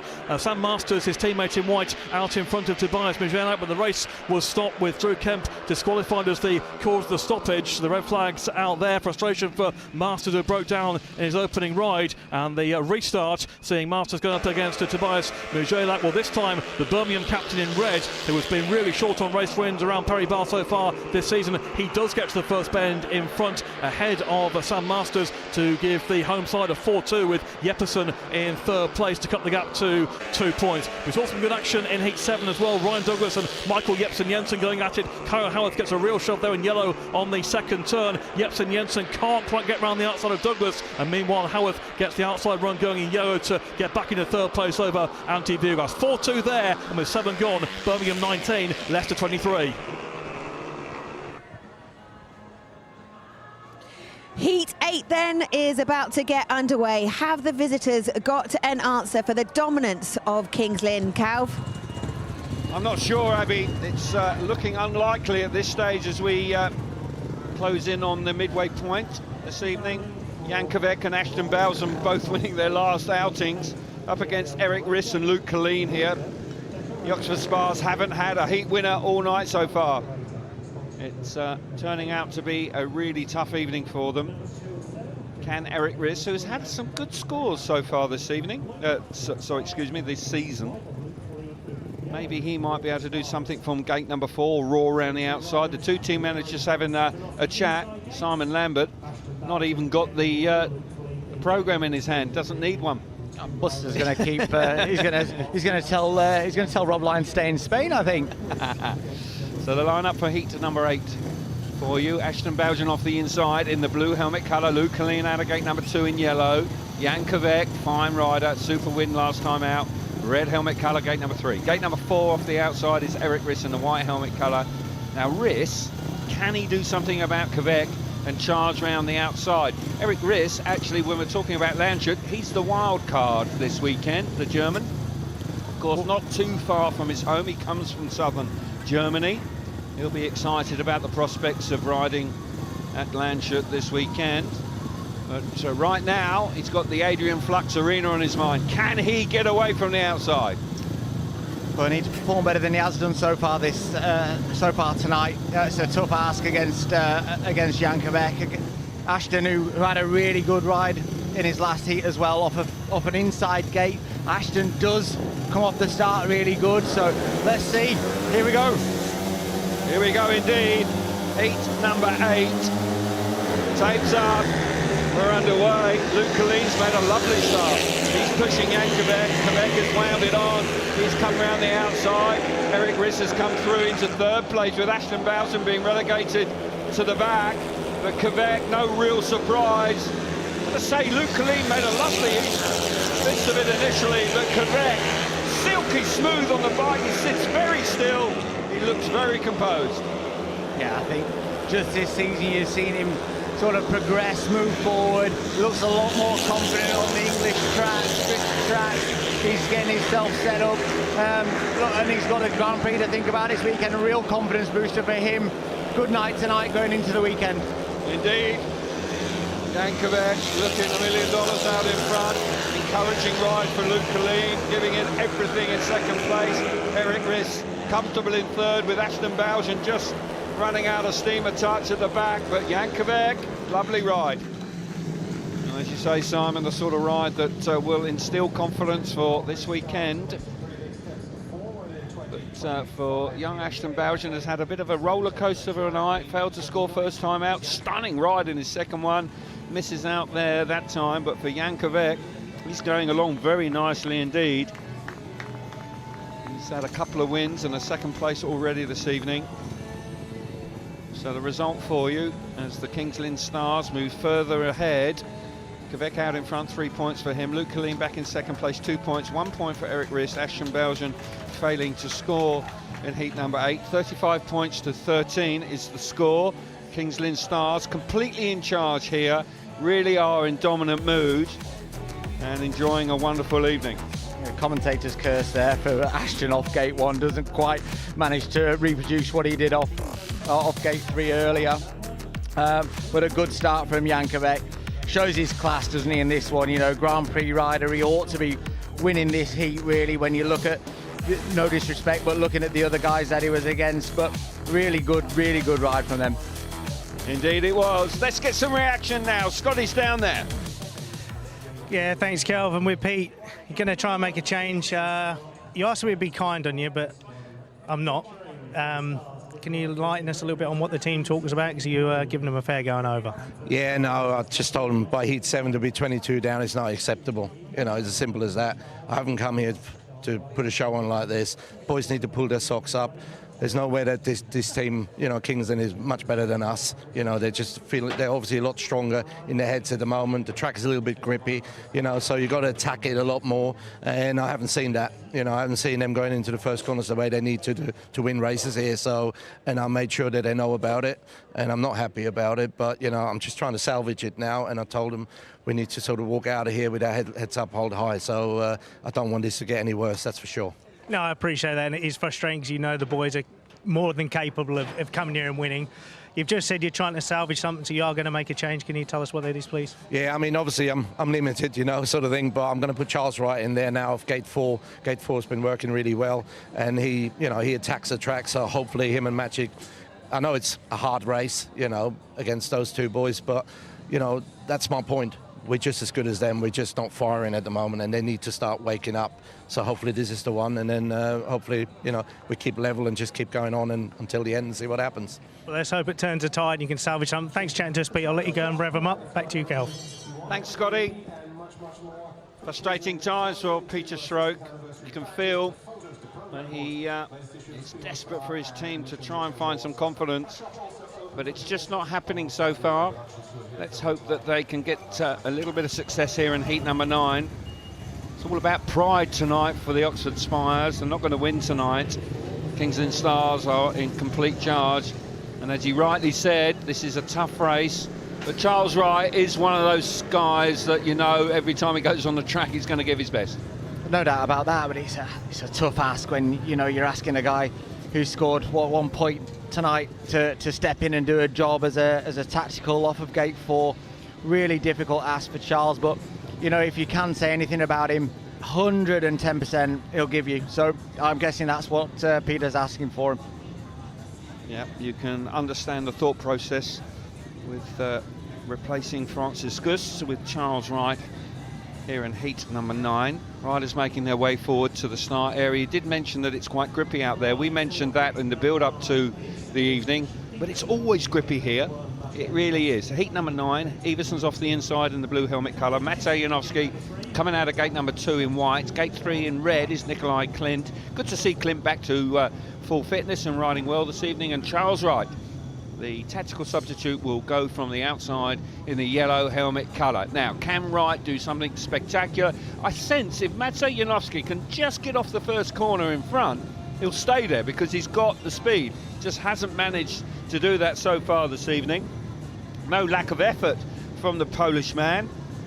But you've got to say, for the quality of rider he is, you would expect him to win a couple of races here this evening. Yeah, I think it's been tough for Oxford, hasn't it? You know, when you look at those first corners and you look how in tune the Kings Lynn Stars look together, looking for each other in the first corners, you haven't got any of that from Oxford. So they're going to need to work together in this one. You need a bit of help from Maciej to maybe stop Niels' run on the inside, give Charles a quick clean sweep round the outside, try and get a bit of pride back for the Spires. Indeed. But when things are going well, you just seem to have that little bit more time to look for your team, Mark Pate, don't you? Here we go then. Heat number 9. Tapes are up. Red lights on as well. Movement on the start line. Referee who hasn't had too much to concern himself with this evening. Well, you know when you look's out there, don't you? Unbelievable. Phil Griffin puts the red light on. And they'll have to do it all again. Riders will come round to the pit gate and we'll have a short pause here. Peter Schroek will also be looking at the monitor in the pits to see exactly what happened there. What did happen, Simon? Oh yeah. Maciej has a little nibble off of gate 2, doesn't he? Yeah, unfortunate that, because it's the first time the Oxford Spires have hit the front all night. So, but the right call by the looks of that. Yeah, referee does the right thing. He'll have a warning for that, won't he? So he'll carry that. If he does that again, unfortunately, he will be excluded, so he won't be able to get a bit of a roller. I can understand the temptation. Back in my day, in the black and white days, you could get away with a start like that. But now, the rules have really tightened up on the start line. You've got to sit still. You can't try and anticipate the start. If you do, even if you don't touch the tapes, the referee will call it back. There you see the warning. He'll carry that for the remainder of the evening. Yeah, you tell the pressure's on, can't you, Kelv? You know, obviously Peter's giving him a bit of a fire up in the pits, trying to install a bit more pride into the meeting. And look, that sort of thing can happen. You just put a bit more pressure on, starts get a bit tighter. But you know what, I wouldn't be unhappy if I were Peter Schroek. At least you could see that the guy was really trying to do something. So, absolutely. You know, so clearly the words have sunk in.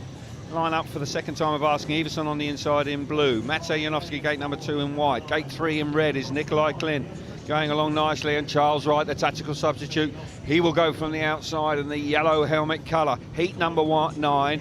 The Kings Lynn Stars have been dominant. We're focusing on the Oxford Spires a lot, and the reason being is that they are having a really torrid time tonight, and we're just looking for something from them. That man in particular, their leader, their team manager, is looking for something this evening that he can latch onto. It's a long, hard season. This is early days. Right, start marshal. Riders just taking their time. Settle down now. Green light comes on. Tapes up, sharpish, we're underway. Janowski's made a lovely start. Here comes Charles Wright round the outside. Everson's on the inside, tight down the back straight. Everson's done well there to force his way through into second place. But Janowski, for the first time this evening, and for the first time for any Oxford Spires rider, have hit the front. Everson giving chase in second place with Nikolai Klin at the back. Good start from Maciej there. Really strong first corner from him. Hit the front, got some fresh air. He'll feel much better out there. Charles looks a lot more on the pace this time round as well, which gives a little bit of hope for the rest of the meeting. This is more like it. The Oxford Spires are battling hard here. Quite clearly, that talk from Peter Schroek, where he really gave them a strong word and a strong talking to. They've responded here in heat number 9. Down the back straight for the final time. Everson giving chase, but Janowski's got it covered. Charles Wright there, the tactical substitute, coming through in third place. Their first heat winner of the evening, their first heat advantage of the evening as well. So fair play to them. They're showing some character, and that is encouraging. And for the first time, that deficit just reduces a touch. it's out of sight, but for that man, he will be a little encouraged that after that chat, he saw a response on track. That must be good news for him. He'll be delighted that he's just got 3 points on the board from Magic there. Absolutely. 3 points for Janowski. Nice ride out in front. Niels Christian Everson giving chase in second place. 2 points. Charles Wright, the tactical substitute. Strong ride in third place. Important ride for him. 1 point for him. And Nikolai Klin misses out for the first time this evening. And as I say, it was a 4-2 advantage to the Oxford Spires. The score there, 37 points to 17, really isn't the issue. This is all about Kings Lynn are in complete charge. Can the Oxford Spires do anything about it? They do here. They do nicely. Yeah, I think a little bit unfortunate there to come out without a 5-1 actually, because Charles did a lot of hard work off of gate 4, manages to get over Nikolai, gets himself in a really good position on the first corner, but Matic just drifts up in the middle of the corner there and blocks his run. He gets caught up a little bit on the outside. So a bit unlucky there. I think Charles will be a bit aggrieved. I think his teammate could have probably looked after him a little bit more in that corner, and they could have got an extra couple of points out of that one. But look, first heat advantage of the night for Oxford Spires. It's certainly an improvement. Indeed it is. Good news for that man out in front for the first time this evening. Let's get some reaction with Abby. Yeah, Kettle, thank you. I just said to Bomber, you got a 20-point advantage, and he was like, we need more. Always want more. Bomber, what a start to the season you've had, and it's tremendous out there tonight.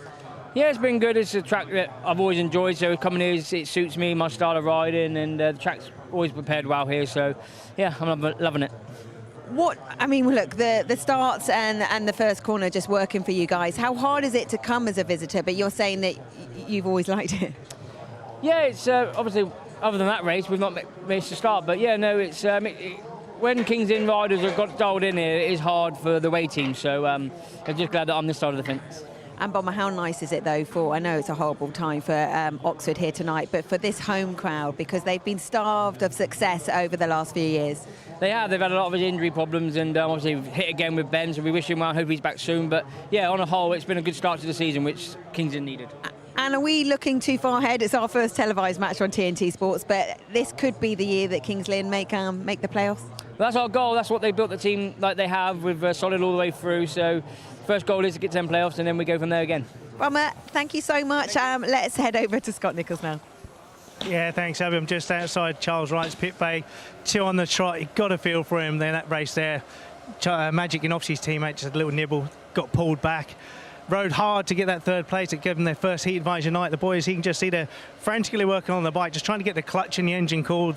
The starts are really grippy here at Kings Lynn, so that clutch is going to take an awful lot of pressure. It's going to get hot. Charles will have to get his breath back. It's a grippy track. The commentary boys said that. It's grippy here. So for Charles, physically, it's going to be pretty tough. He's going to have to hold on. So I'm going to have a little wander down here and quickly see if I can grab. Obviously, Luke Colleen's had a pretty decent race earlier on, but I'm going to see if I can grab Magic for a real quick word here. Magic, it's been a tough night so far for the Oxford Spires here at Kings Lynn, but got the first race with the night. Hopefully that can inspire the boys to perform better for the rest of the night. You know what? I think we all missed completely the setup. Track was looking much thicker than actually was in the first hits. So we need to do big adjustments and big changes. It's difficult, you know. Really grip today, and we don't have many times chances to ride on this kind of tracks, so could make some problems. And was that something you spoke about during the break when you had the team chat? Kind of, you don't get much time to talk during the meeting, so then did you have a chance to actually share the kind of setups and obviously realise you're all a long way out? Yeah, that's right. The score is not good for us at all, and we talk a lot about the setups, and compared to Oxford, to what we all using, it's much gripper than in our home track and different shapes. So the setup must be completely different, and I think we all get a little bit confused and on the beginning, but I hope the second part of the meeting is going to be better. Well, let's hope so, mate. Thanks for chatting to us. I'll let you get back to it. Calvin Steady, back to you guys. Yeah, smashing, Scotty. That was good to chat to Matt Zajanovski and get a bit of feedback about why they started so poorly this evening. It is very different here, as I said, and we chatted about it, Simon. this surface here is pretty much the only track in the country which has it. It always generates grip, but I can understand it. When you walk on it, it doesn't look like there's that much in it, but the actual nature of the material just gives you loads of grip, and clearly the Oxford boys have really struggled with it so far. Janowski looking much better last time out. So riders making their way round to the tapes for heat number 10. 20 points is the difference. Can the Oxford Spires be inspired by Janowski's win in the previous race? Charles Wright with 2 rides on the trot here. He'll make his way to gate number 4. There he is. A little bit unfortunate in the first corner. Line up for heat number 10 with Kvek having a smashing evening. He's off the inside in the blue helmet colour. Peter Kilderman needs points. He comes out of gate number 2 in yellow. Gate number 3 in red is Tom Brennan. And off the outside is Charles Wright in white. As I say, it doesn't get any easier. You were saying to me, Simon, that when you look down the programme, the King's Lynn Stars have got this balance to the team, and they don't really look like they've got a weak pairing all the way through. Nature of their team, Kelv, you know, it's just how they've got that setup and that balance in the team. It's really, really strong all the way through. I didn't really envy Peter there, just trying to pick a heat to try and get an advantage with a tactical sub, but at least he managed to get out of something. I understand he's thinking Charles gets a chance off gate 4, which gives him another opportunity off gate 4 again here, so perhaps that little bit of a run out in the last heat will give him a chance to make the start in this one. Well, you'd like to think that some of the information coming from Matej Janowski with the changes to the bike setups, they're going to be right back on the pace here and a lot more competitive in the second half of this evening's meeting. Heat number 10, 37 points to 17 to the home team. Green light is on, tapes are up, away we go. Tom Brennan, oh, drama in the first corner. Drama in the first corner, Brennan's involved, Charles Wright is involved as well. Looked like a chain was coming off, sparks flying out the back of Brennan's bike.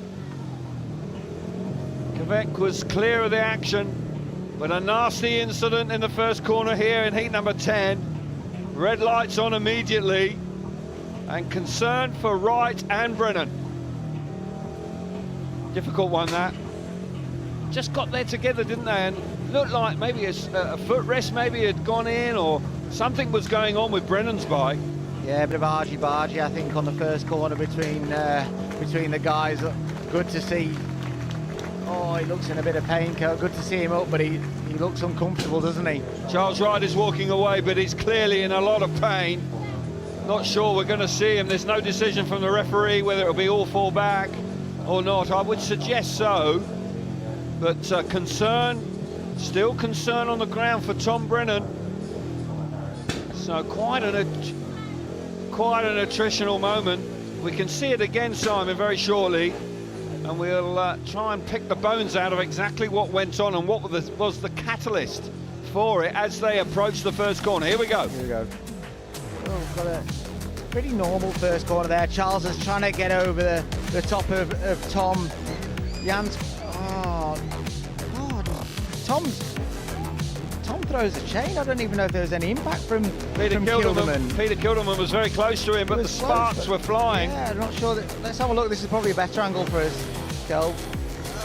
There. Oh yeah, I think Tom gets a little bit out of shape going into the first corner, sort of leaning over Kilderman, drops a chain, and that just straightens him up and picks Charles up. So really unfortunate. Here. You see, I think it's there where the footrest has gone in the rear chain, and that really has caused a lot of drama. Tom Brennan loses control of the machine. Yeah, nobody's fault, just a really tight first corner, that, Kelv. You know, I don't think you can really draw anything into it. Nobody did it maliciously, just a really, really strong, tight first corner, and unfortunately, a couple of boys coming off not too well from there. Going off second best. No exclusion lights on, so there seems to be every chance that all four will be back, but concern for Brennan because he still hasn't left the track. Paramedics are on the track. Peter Kilderman chatting to Niels Christian Iversen, the compatriots, of course. And it did appear that Tom Brennan just sort of snaked going to the first corner, and Kilderman's right-hand footrest quite possibly has gone into the rear chain of Tom Brennan and hooked it off, because you saw the sparks flying, and as a consequence he hasn't been able to. But Well, look what that does, Kel, just to go into a little bit more detail with that. It just, when you lose that traction to the back wheel, you lose that momentum to the back wheel, it straightens you up, and you've got no real control at that point. So it lifts the bike up and doesn't give you any momentum to the back wheel, so you can't steer the bike at that point, which is why he straightened up and collected Charles. But good news at the moment, looks like they've at least got Tom Brennan sat up, so fingers crossed for some positive news about how he's feeling. Indeed, we've had a smashing evening so far. There's been no incidents at all, and then suddenly out of nowhere we've had a drama in the first corner. We've got Eric Riss, Robbie Kessler there, the mechanic in the middle of Niels Christian Eversen, long-term mechanic for Niels Christian Eversen. Good rider on his own. Yeah, he was, a German who speaks with a Yorkshire accent. Very odd indeed, but smashing fellow. But there's no doubt. I'm a bit worried about Tom Brennan. They're taking their time with him. It's confirmed that we'll have all 4 riders back in the rerun. The bike is being carried away. The bike looks a bit untidy. Here we see it again where Brennan's trying to get across, but there's no way through there. Oh, and that is a heavy blow, isn't it? You see that again. Yeah. I'll tell you what, thank goodness we have air fences, because there's the drama all together. It's the meat in the sandwich, and as you say, he can't get away from the bike. The bike's not got any underpower, all the weight on the front wheel. Horrible feeling. Both riders actually get tangled up in their own machineries, don't they? On their own bikes. Look, Charles is in on his bike, throws him into the fence, and Tom couldn't quite get off his either and goes back first into the fence as well. So, look, great to see now. Charles is walking off, and Tom's up and walking back as well, which is really good under the circumstances. Indeed it is. Just took him. Right, while they're making their way back, let's get some reaction with Abby in the pits. Neil's a nasty crash, just a racing incident, but not nice to see.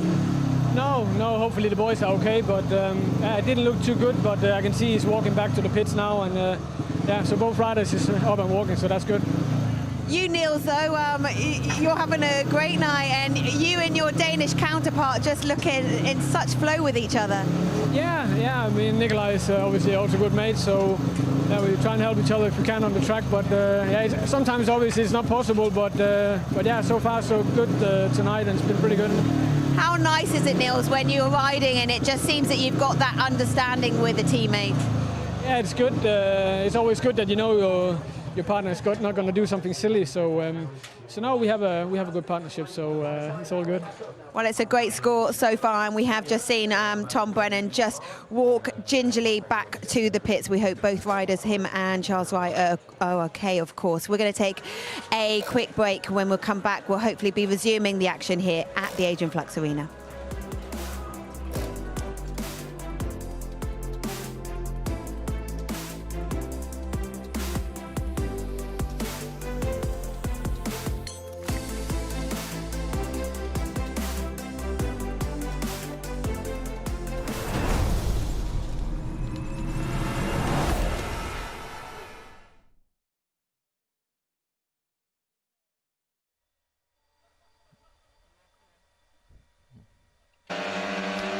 Well, a close contest at Perry Bar, 23-19 to Leicester after Heat 7. They're away with Heat 8, and Jason Edwards in blue making a good start round the outside. In red, Jeppesen gets squeezed out by Luke Becker, who hits the front. It's Becker with the advantage. Edwards in second place, Julks in third, but Jeppesen in red trying to make it round the outside, and he gets round the outside of Dan Julks, who blocks him out once again. Jeppesen really committed on the outside there to get past Julks and his teammate Edwards as well. Whilst it's going on, Luke Becker well out in front for the Lions, and now Julks in yellow trying to hit back on Edwards. Good stuff here in Heat 8, best race of the meeting so far. At the moment, a 3-3 situation to maintain a 4-point lead for the Leicester Lions. Luke Becker, such a powerful rider to have in that number 2 position. He's well out in front. Jeppesen, who's been really bright for the Brummies so far this season, really gets stuck in. He's worked his way through from last to second. It's Edwards in third place, and Dan Julks can't make any way through at the back. So a 3 apiece after a really competitive Heat 8 will leave the gap at 4 points, 26-22 in the Lions' favour. And moving on to the action from heat number 9, they ride it in white off the inside. Sam Masters making a fast start. Drew Kemp in yellow going with him until on bend 2. Drew Kemp overlocks, gets himself into trouble and drops to the back behind Lewis Kerr and Keenan Rowe. So pressure on Sam Masters to maintain here for the Lions, which he does out in front of Kerr and Rowe. And the shared heat maintaining the 4-point advantage for Leicester after heat 9.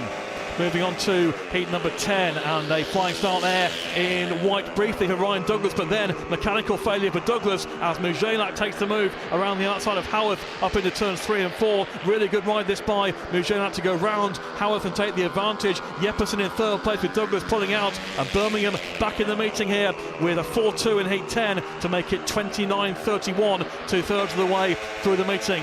Heat number 11, big pass between Jepsen Jensen and Frick it is who gets the advantage in white from the start, with Luke Becker trying to go around the outside. Jepsen Jensen in there in between, really tight into bend 3, but Frick still with the lead. Jepsen Jensen trying to make it round the outside. Becker holding third place, and this would take Leicester back 4 points in front once again. We've seen nip and tucks off really. The gap has been 2 points and 4 points as the meeting has gone on, but Leicester just about maintaining control, and Max Frick having a really impressive showing out in front once again here, defeating Michael Jepsen Jensen with Luke Becker in third place. The 4-2 there to the Leicester Lions in heat number 11. They lead by 4 with 4 to go. It's the Birmingham Brumies on 31 and the Leicester Lions on 35.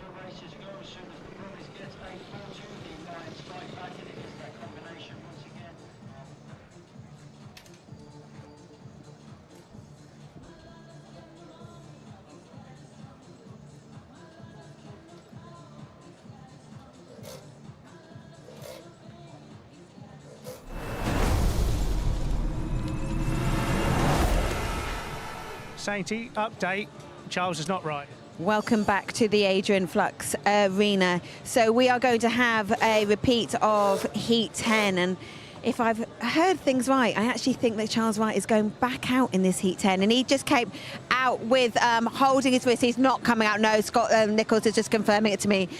He's not going out. It is Luke Colleen that is going out. But Charles was actually on the bike and was beating Peter Schroeg, but he was holding his wrist. So it is Luke Colleen that is going back out in this Heat 10 when we go for the rerun.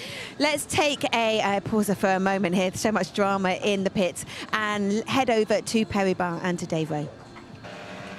Well, Birmingham battling away here after a nightmare start to the meeting, and in Heat 8 we saw quite some ride here by Jonas Jeppersen in red. Forced out wide on the second bend as Luke Becker in white hits the front. Edwards going second in blue with Dan Jukes in third, but a great ride here around the outside by Jeppersen, the Dane, in red for Birmingham to get himself back in the race, back in contention. Couldn't catch Luke Becker way out in front for the Lions, but good stuff there by Jeppersen to come through and save a 3-3 along with Jason Edwards.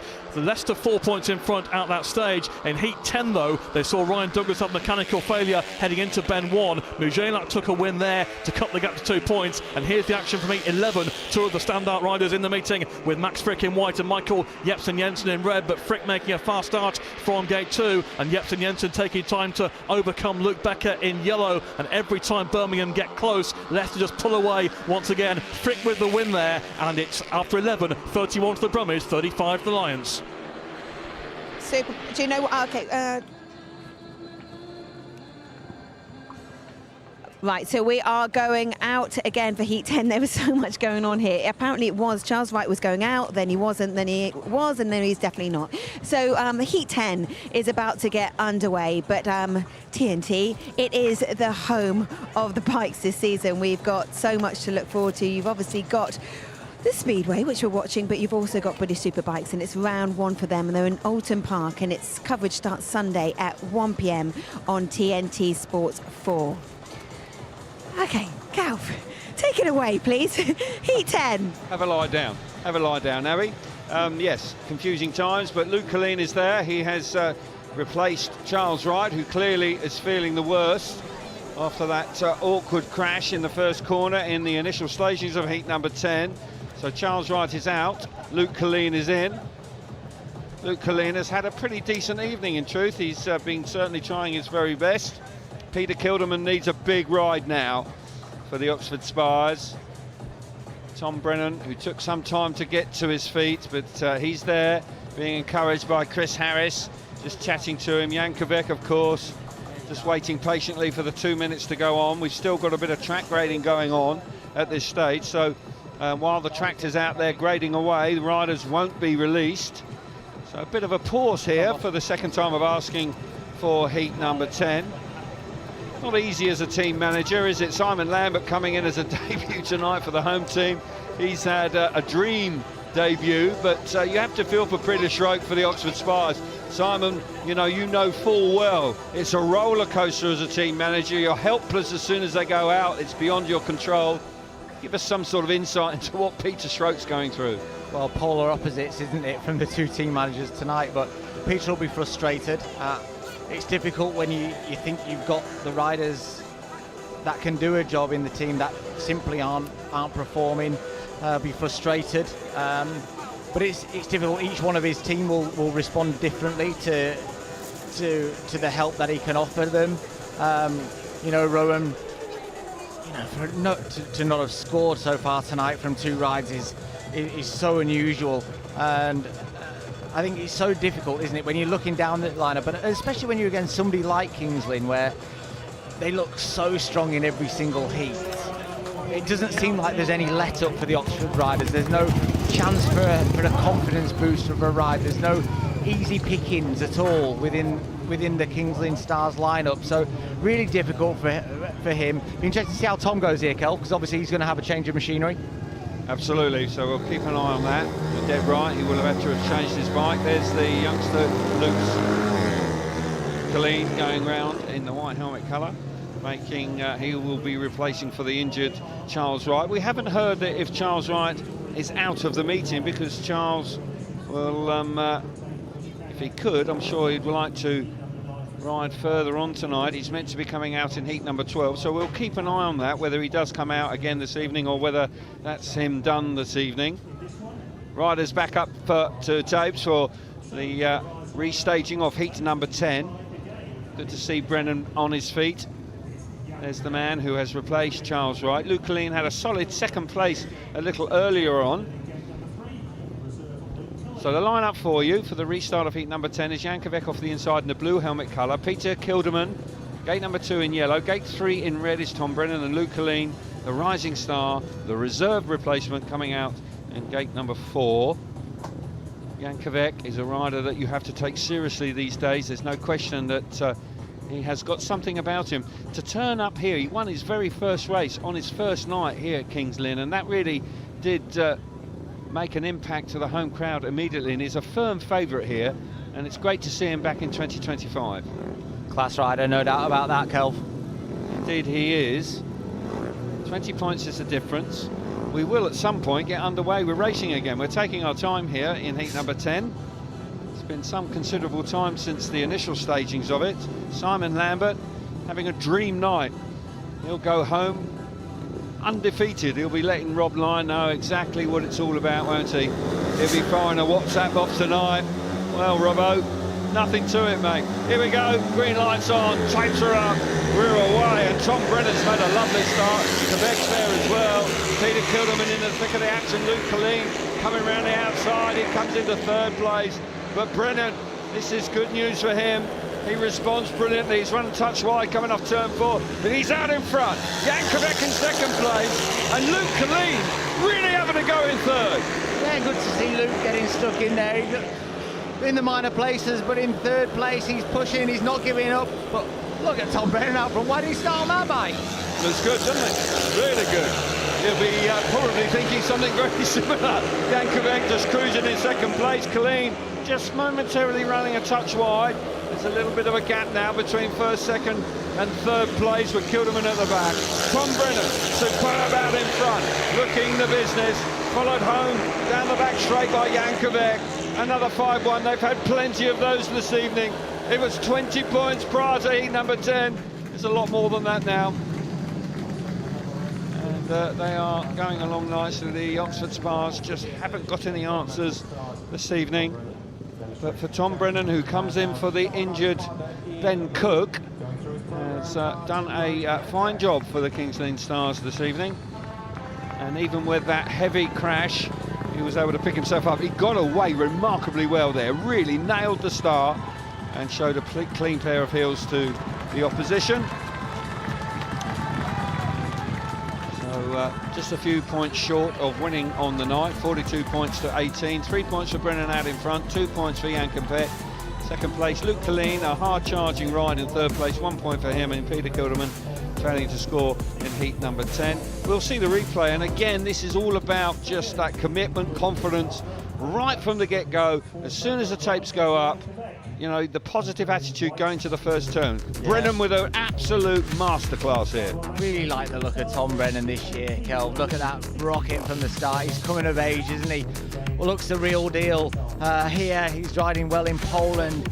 Seems to be really stepping it up and moving forward. Really strong start, really committed. Difficult when you've just stepped onto fresh, different machinery. Not all the bikes will work the same. They don't all have the same characteristics. So really good to see that he was so confident out in front. Jankovic filling in second place just behind him. Coming a little bit of pressure from Luke Colleen, but another 5-1 for the Kingsland Stars. Smashing racing out in front for the home team. Let's get some more reaction with Scotty Nichols. He's with Charles Wright. Yeah, thanks, Calvin. With Charles, obviously, Charles was a hard first turn for there. No malice intended, but just give us a little update on your hand. Yeah, it's now the adrenaline's sort of worn off. My hand's pretty sore, and to be honest, I'll probably try and get it x-rayed tomorrow just to make sure nothing's broken my hand. But yeah, really sore now, and that fence doesn't tend to move. It's quite solid, so yeah. But yeah, it's just one of them things, racing incident, and yeah, just get myself checked out.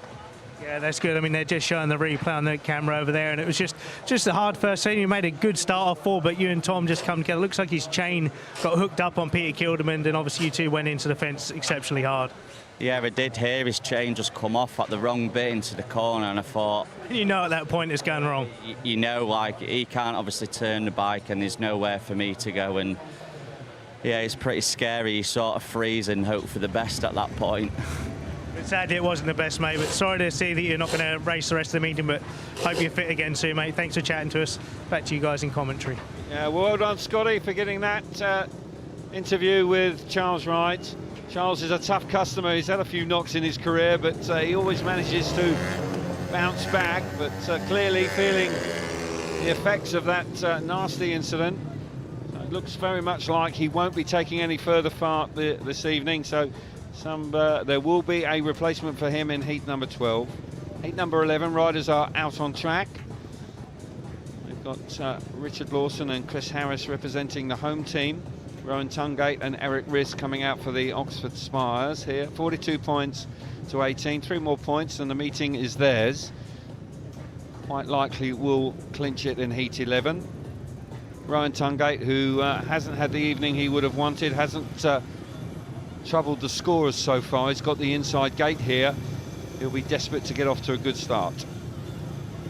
Tungate goes from the inside in the white helmet colour. Richard Lawson alongside him in gate number 2 in red. Eric Riss will come out of gate number 3 in yellow, and Chris Harris will go from the outside in the blue helmet colour. As I say, it's been one-way traffic. There's been glimpses every now and again of some good racing from the Spires, but in truth, Everson and his men have, right from heat number 1 with that 5-1, they have been in charge of this meeting. And the start to this year for the Oxford Spires is concerning. They've had 5 meetings, they haven't won any of them. This will be the 6th one to go down. Worrying times for Peter Schroek, Simon. It's been a challenge so far this year, Kelv. It's unforgiving, this league. They've had some tough fixtures, but like I said, I think they've just been lacking that bit of fight. Doesn't seem like they really can get into that first corner when a lot of the hard work can be done. But I think actually, Kelv, looking at the bikes, I think there might have been a change of machinery for Rowan for this one, hoping better from his spare bike. Let's see. He'll be hoping so. Here we go then. Heat number 11, tapes are up. We're roaring into the first corner. Once again, Richard Lawson makes a lovely start. Down the back straight, that's tight as they go there, but Lawson hangs on. Coming around the outside. It's a terrific effort there from Chris Harris. You wouldn't expect anything less. And the Stars firing themselves to the front again. Harris, as brave as it can be down the back straight. Chris Bomber Harris just doing Chris Bomber Harris things, flying round the outside of Eric Riss, who'd made a pretty good first corner, fished a bit at least in the first lap, but they look so fast, don't they? Lightning speed out front. Well, there is the difference between riders with... Harris has gone down! Just wiped out in the middle of turns 3 and 4. They're into the last lap. Harris is okay. He's picked the bike up. It's going to be a shared race now. Richard Lawson will hang on out in front. Disappointment for Harris when he looked like he had it completely under control and then just slipped off the bike, which was very much unexpected. So for Eric Riss and Rowan Tungate in particular, he picks up a point there, his first point of the evening. But in truth, the King's Lynn Stars were a touch unfortunate not to get a 5-1, but the 3 points is enough. They win the evening, 45 points to 21. Richard Lawson settling in very nicely with the King's Lynn Stars, having ridden for the Leicester Lions in 2024. 3 points for Richard Lawson, nice ride for him. Eric Riss coming through in second place, 2 points. Rowan Tungate picks up his first point of the evening in third, and Chris Harris unfortunately failed to finish with that slight mishap in turns 3 and 4 with just over a lap to go. No damage done, but he'll be a little bit disappointed that after such a great effort early on, which we'll see now, didn't quite manage to see it through. Yeah, he's got a good start from the inside. He's clearing off. He made a good first corner, but Eric had turned it back and looked like he was pretty comfortable in second at that point, but you can never be comfortable when Chris Harris is behind you. Swoop round the outside on turn 3 and 4, and uncharacteristic. You just never see really Chris Harris make an unforced error. Really unusual for somebody with such experience out on the motorcycle. So really unusual. This looks so comfortable, not under any pressure at all. Just wonder if anything happens with the bike. No, it just gets towed in a little bit heavy, perhaps into turn 3, quite deep. Some loose material out there, looked like he got a bit of toe going into the corner that perhaps he wasn't expecting. Leg goes back, and as the leg goes back, turns the handlebars inside out and just drops down. So fortunately up and not hurt, but really unusual, unforced error from Bomber. You don't see that very often. No, he'll be kicking himself because he's having such a smashing evening. But it's not to be. We've got another rider replacement here. We've got Luke Colleen coming back out to replace Charles Wright, who quite clearly is not going to be taking any further part this evening. We wish him all the best. Let's hope there is no broken bones in his hand, but clearly he feels quite sore, as Scotty found with him. So Luke Colleen in for Charles Wright, and we've got Francis Guss out here once again. But Luke Colleen, there's no doubt that there's been plenty of effort from the young Australian. Line up for heat number 12 with Francis Guss on the inside in the yellow helmet colour. Nikolai Klink coming out of gate number 2 in red. Gate number 3 in white is Luke Colleen, and off the outside in the blue helmet colour is Aston Bowden, who's been up and down. He had a fantastic win in his second ride, 3 points, but the other 2 rides he's failed to score, so just needs to find a little bit more consistency. But once he hits the front, he looked really good. Yeah, both. The same can be said for both King's Lynn riders, actually. You know, going into heat 12 with a score line like it is at 45 points to 21, and you've got 2 King's Lynn riders here that got a last place last time out. Yeah, that is actually quite a surprise. Nikolai Klint just missed out last time, but he'll be trying to rectify that here for sure.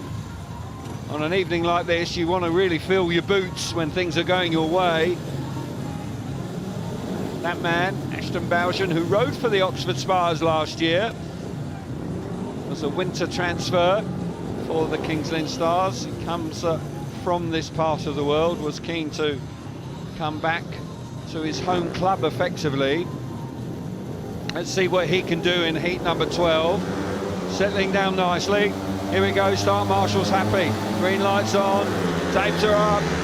They go charging into the first corner, and Bowden from the outside, roaring around the outside. Oh, Nikolai Klint getting a lot of grip as they come off the first turn. They roar into the bottom corner.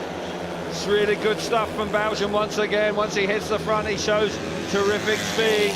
We've got Francis Guss there in second place. How much longer? Because Nikolai Clint is lurking in third place.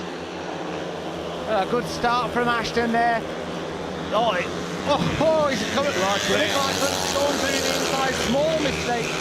Small mistake from Luke Colleen there. Was it Luke Colleen? Small mistake. No, from Francis Gus. My mistake. Sorry. Small mistake. Can't give these Kings Lynn Stars any opportunity. Really strong from Ashton out in front. Good start. Really looks more comfortable now. The track's perhaps got a little bit slicker, a bit easier to ride. Looks a lot more settled in this race. Great win for him and good second place from Nikolai Clint coming through. 5-1 once again for the home team. Smashing ride from Clint to get the better of Francis Gus, who actually slipped back to the back there. But for Ashton Bowden, right from the word go, smashing start from the outside and charged around the outside. That's his second heat win of the evening, picking up 6 points so far. Stars moving on to 50 points to the Spires on 22. Nikolai Clint, who looked like he was a little bit untidy at times with a lot of grip, but managed to get up the inside of Gus out of turn number 3. But for Ashton Bowden, another heat win. He'll be really pleased with that. Bowden out in front, 3 points for him. Nikolai Clint coming through into second place, 2 points. Francis Gus did hang on to third place, 1 point for him. And Luke Colleen, who was the replacement there for Charles Wright, fails to score in heat number 12. So we'll see some of the action here once again. Tapes are up and we're underway. Yeah, good start from Ashton off gate 4, and a good start from the inside from Francis as well. He rides pretty good there, the first corner. Looks like he was going to make a good start and round the first corner, but Ashton's got super speed round the outside. He carries all that speed round the outside into the front. Picks up a bit of grip in the middle of the corner, but looks comfortable out front. Nikolai just put in pressure on. Knew his experience would probably count there, just pushing into second place to join his team partner out in front. But it's such a tough track. You can see the lags getting dragged in. Oxford Spires just don't look comfortable at all, even when they're in point scoring positions.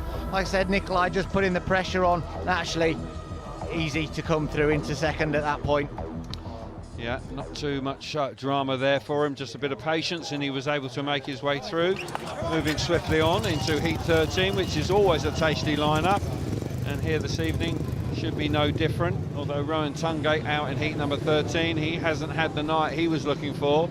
But can Matsej Janowski, that man, can he do anything about the rampant Kings Lynn Stars, who are going along very nicely indeed?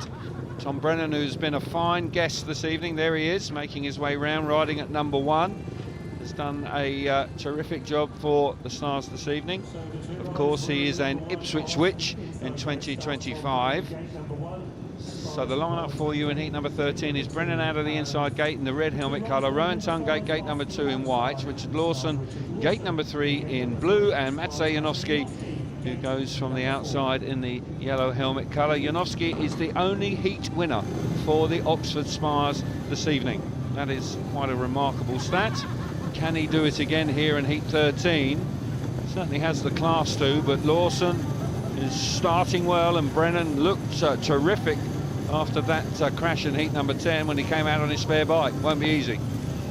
Tom Brennan looked really fast in his last heat, actually. That spare bike looked really, really good. Very quick out in front. A tough race, you know, looking at Rowan Tungate here off gate 2. Not looked anywhere near the rider that we saw last season for the Oxford Spires. Magic needs a little bit of help in this one. Needs some backup from his team partner. Let's see what we can do. It just gets more and more difficult, but an opportunity here to install a little bit of pride. Magic has got a gate 4 position that actually has been pretty favourable this year, so he'll be hoping to get something out of this one. Well, we saw it work to great effect in the previous race when Ashton Bowden, the youngster, was able to make a smashing getaway and roar around the outside in that first corner, and it worked a treat. Janowski possibly will have witnessed that. Be looking to do something similar here.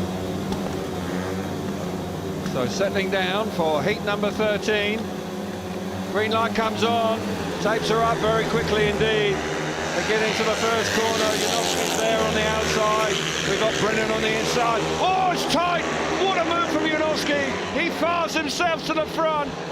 just had enough racing room, had the speed, used that outside run. Being chased awfully hard by Richard Lawson in second place. Brennan's up the inside as well.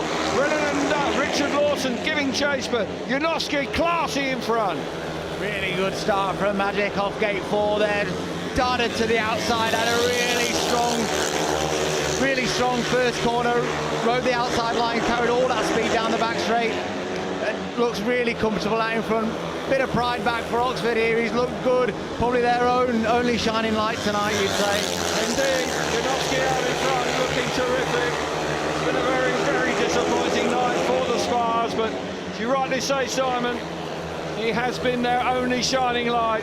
Smashing ride from Janowski. He wins in fine style. Richard Lawson giving chase in second place, Brennan in third, so a shared heat. A night to forget for you, Rowan Tungate, as he makes his way back to his pit area. But 53 points to 25. Peter Schroek. Well, there'll be a bit of soul searching on the way home for the team manager this evening.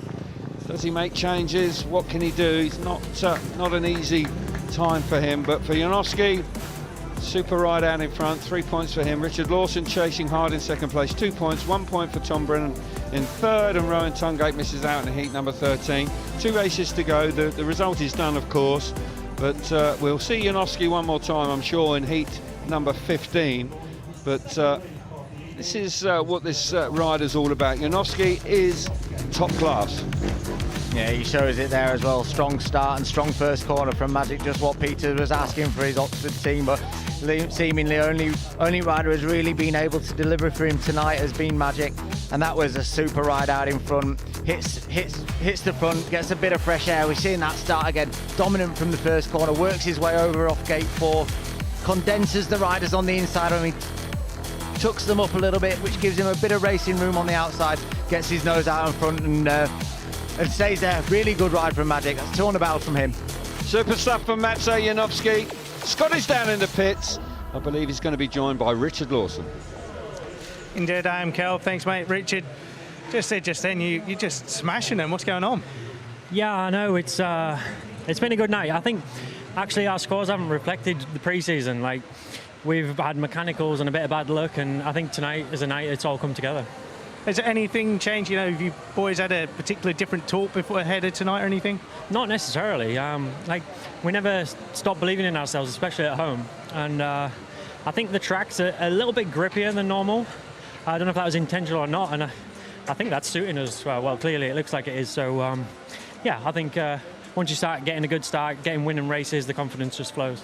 It does. And Kings Lynn is an away rider and as a home rider, is a confidence track to ride. You have to attack it, but you faced these guys earlier in the year, so it's interesting for me, the team talk. It's got Simon Lambert in tonight in place of Rob Lyon, but you know, is there that kind of, do you analyse the riders and kind of keep an eye on him and you can rough him up and stuff like that? Definitely. With any meeting, that you know what kind of to expect from certain riders, and I expected these guys to kick on mid-part. I think that's what happened in the previous meeting, but you know, we've kept our end up, and yeah, it feels good. Mate, it's a good night. Thank you for chatting to us. Back to you guys in commentary. Simon, you had something to say about the team manager, Rob Lyon, away in sunny Marbella, wherever he is in Spain. Simon Lambert, maybe he's the lucky charm. In all seriousness, Kel, Rob. Why would you change a winning setup? Poor Rob. Super team manager. You know, in all seriousness, Rob Lyon, in my opinion, one of the best in the business, but he better watch his back. Okay, all right.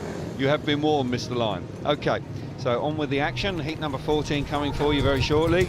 We'll see Niels Christian Iversen, who's had a terrific night tonight, and Chris Harris will be just licking his wounds a touch after an unexpected slip-up in his last ride. Didn't see that one coming after a terrific move earlier in the race. He then just slipped off. Simon Lambert, with that laid-back style, clearly has inspired the troops tonight.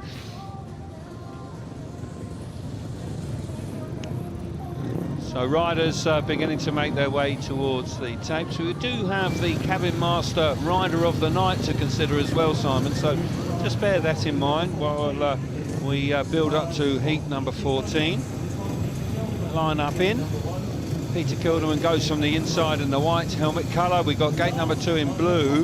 That's Chris Harris. Luke Colleen coming out in gate number 3 in yellow, and Niels Christian Everson off the outside in the red helmet colour. Luke Colleen has been a busy man this evening as a consequence of the injury sustained to Charles Wright. He's taken a couple of extra rides. This is his final programmed ride in heat number 14. But Harris will want to go out on a high here. He won't want to slip up now when the team has had such a successful night. No. Look, going back to the Oxford Spires rider, Luke Colleen, you can't fault his effort. He might have not got a point return from his rides, but I don't think you could fault him for effort at the very least. But an opportunity here for Kings Lynn to get some more points on the board. Oxford Spires have been a little bit underwhelming, so perhaps another 5 points on the board here. An expensive night for Buster Chapman. Yeah, absolutely. So heat number 14, penultimate race of the evening. Here we go. Green lights on, tapes are up. We're underway. Peter Kilderman for the first time this evening. Everson's slipped off there. Red lights will come on. Just ran out of room there. Peter Kilderman will be frustrated about that, because that was the first time he'd really shown any sort of form at all. He'd just got his nose in front going into the first corner. Everson effectively just running out of track as they went through that first corner. I'm expecting all 4 back here, but no lights on at this point, Kel. So no.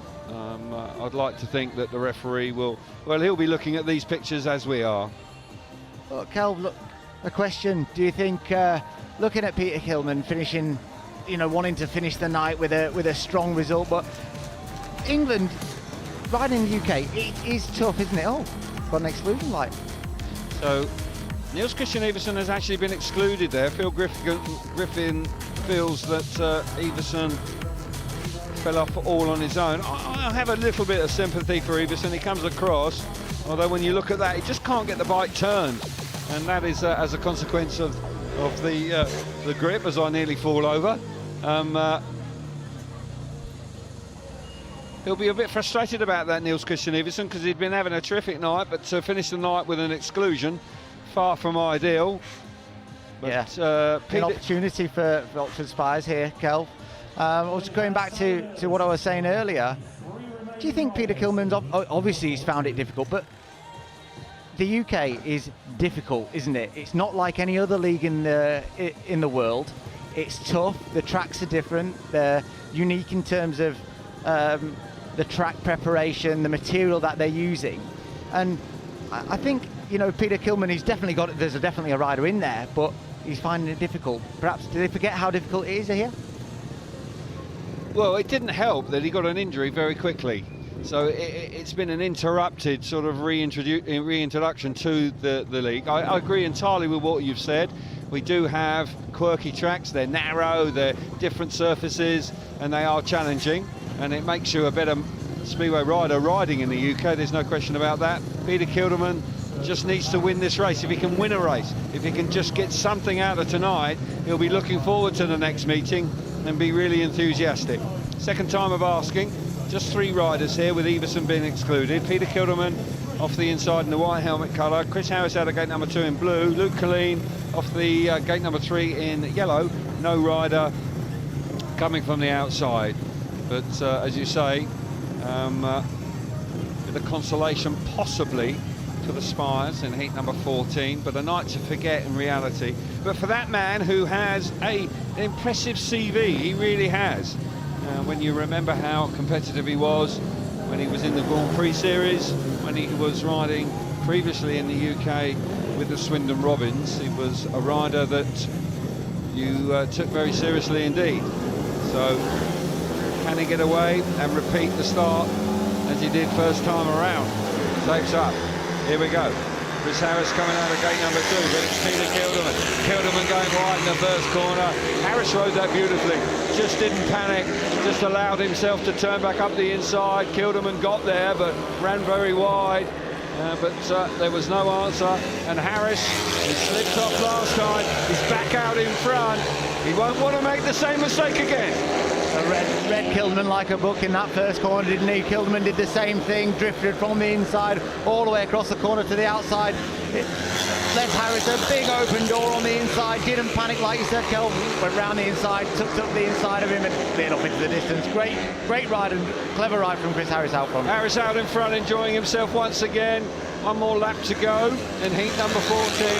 Peter Kilderman hasn't thrown the towel in. It's the best showing from Kilderman so far this evening, so something, just a few crumbs of comfort for him. But for Harris, who has had a sparkling start to the season, it continues. Just a slight blip in the previous race where he slipped off, but responds beautifully there and picks up another race win, and they move on to 56 points to 28 points to the Oxford Spires with a shared heat there. One more race this evening to complete our opening night on TNT. Not as close as we would have liked, of course, but I think we have seen a team here at home that looks pretty impressive. Harris out in front, 3 points. Peter Kilderman back in second place, 2 points. 1 point for Luke Colleen in third, and no points for the excluded Niels Christian Everson. But there's no doubt Chris Harris seems to be really enjoying himself. He likes grippy tracks, there's no doubt about it. So he's found a track that's going to be grippy every week. So he'll be looking forward to coming to the Adrian Flux Arena. I think he just wants an opportunity to race, doesn't he, Kel? I think Buster Chapman, he does produce a good racetrack. It's consistent, it's smooth, and gives him an opportunity to race at his very, very best. So I think we'll see Chris Harris. I mean, another challenge for Chris. I think he moves to number 1 on the next averages. So in May we'll see him jump from number 6 to number 1. So that will prove a challenge for him. Different, but the way he's riding at the moment, he looks every bit of number 1. Indeed he does. I don't think he'll hold any fears at all for Chris Harris with the particular form he's in right now. So doing the business once again for the King's Lynn Stars. And while Chris Harris, we see the back of him, we will take the opportunity to pop back down to Abbey.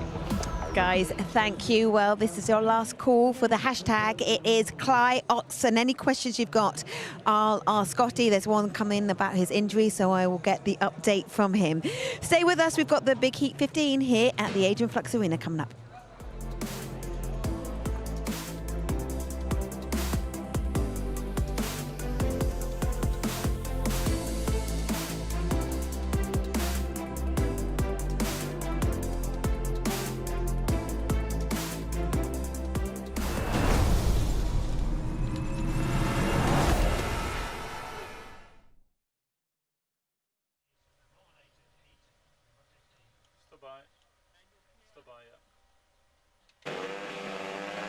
Leicester 4 points in front of Perry Barr with 4 heats to go, and a big start here in heat 12 from the rider in yellow, Drew Kemp, getting around the outside of Lewis Kerr for a vital advantage for the away side, because his teammate Ryan Douglas initially finding himself at the back. Douglas in white battling his way around the outside of Jason Edwards. They get very tight at the start of the second lap as Douglas is sent out wide but still maintains his momentum, and a crucial 4-2 in heat 12, putting the Lions into a 6-point advantage, 39 over 33. Moving on to a crucial heat 13 with the big guns in play, and Max Frick in white makes the start, and Sam Marston in yellow goes with him, and they're squeezed out Mujelak on the first 2 turns, and Jepsen Jensen is blocked out as well. And Leicester here have 1 and 2 in heat 13, which could, if they bring it home, would virtually secure meeting victory. Masters has the advantage, Frick in second place, Mujelak in third, Jepsen Jensen out the back, and Leicester, who have generally been good from the starts so far tonight, well, they have the advantage on the third and fourth bend, with Sam Masters and Frick having to withstand pressure here from Muselak, who tried to move down the inside there, didn't quite work out. Now the pole trying the outside run, but again covered off by Frick, who's still unbeaten in the meeting so far. And Sam Masters, while it's going on, is racing clear out in front. Frick in second place, doing a fabulous job for his teammate. Muselak in third, no way through for Michael Jepsen Jensen. And Leicester, who won here in the Knockout Cup earlier in the campaign, looks set to do it again here this evening with a big 5-1 out of heat 13 from Sam Masters and Max Frick over to Bart Mujelak and Michael Jepsen Jensen. 10 points in front with 2 races to go. Heat 14 gets underway, and that's a sharp start by Kyle Howarth in white, battling away with Tobias Mujelak, taking a tax sub ride for the Brummies in blue. Mujelak in second place on the tack sub, but beaten to the bend by Howarth, who won a vital heat 14 at Oxford last Monday, and lifting in red, Keenan Rue holding back down Jokes out the back. But Howarth has the advantage. Second place is Mujelak, third is Rue, and this will do it for Leicester, who could only have been paid back by 2 5-0s against them in the last 2 races, and that clearly is not going to happen. Kyle Howarth leading on to his third lap. Mujelak in second place, much more competitive Tobias Mujelak in this meeting than at home previously this season, but Kyle Howarth holding it for the Leicester Lions in a 3-3 situation to maintain a 10-point advantage with 1 lap to go. Howarth still fending off Mujelak, who's trying the outside run. Rue in third place, Jokes at the back, but Leicester are home and hosed at Perry Barr for their second away win in 2 weeks. Victory at Oxford last week and victory at Perry Barr this evening. Howarth beats Mujelak in heat 14, and with 1 to go, it's Birmingham 37, Leicester 47.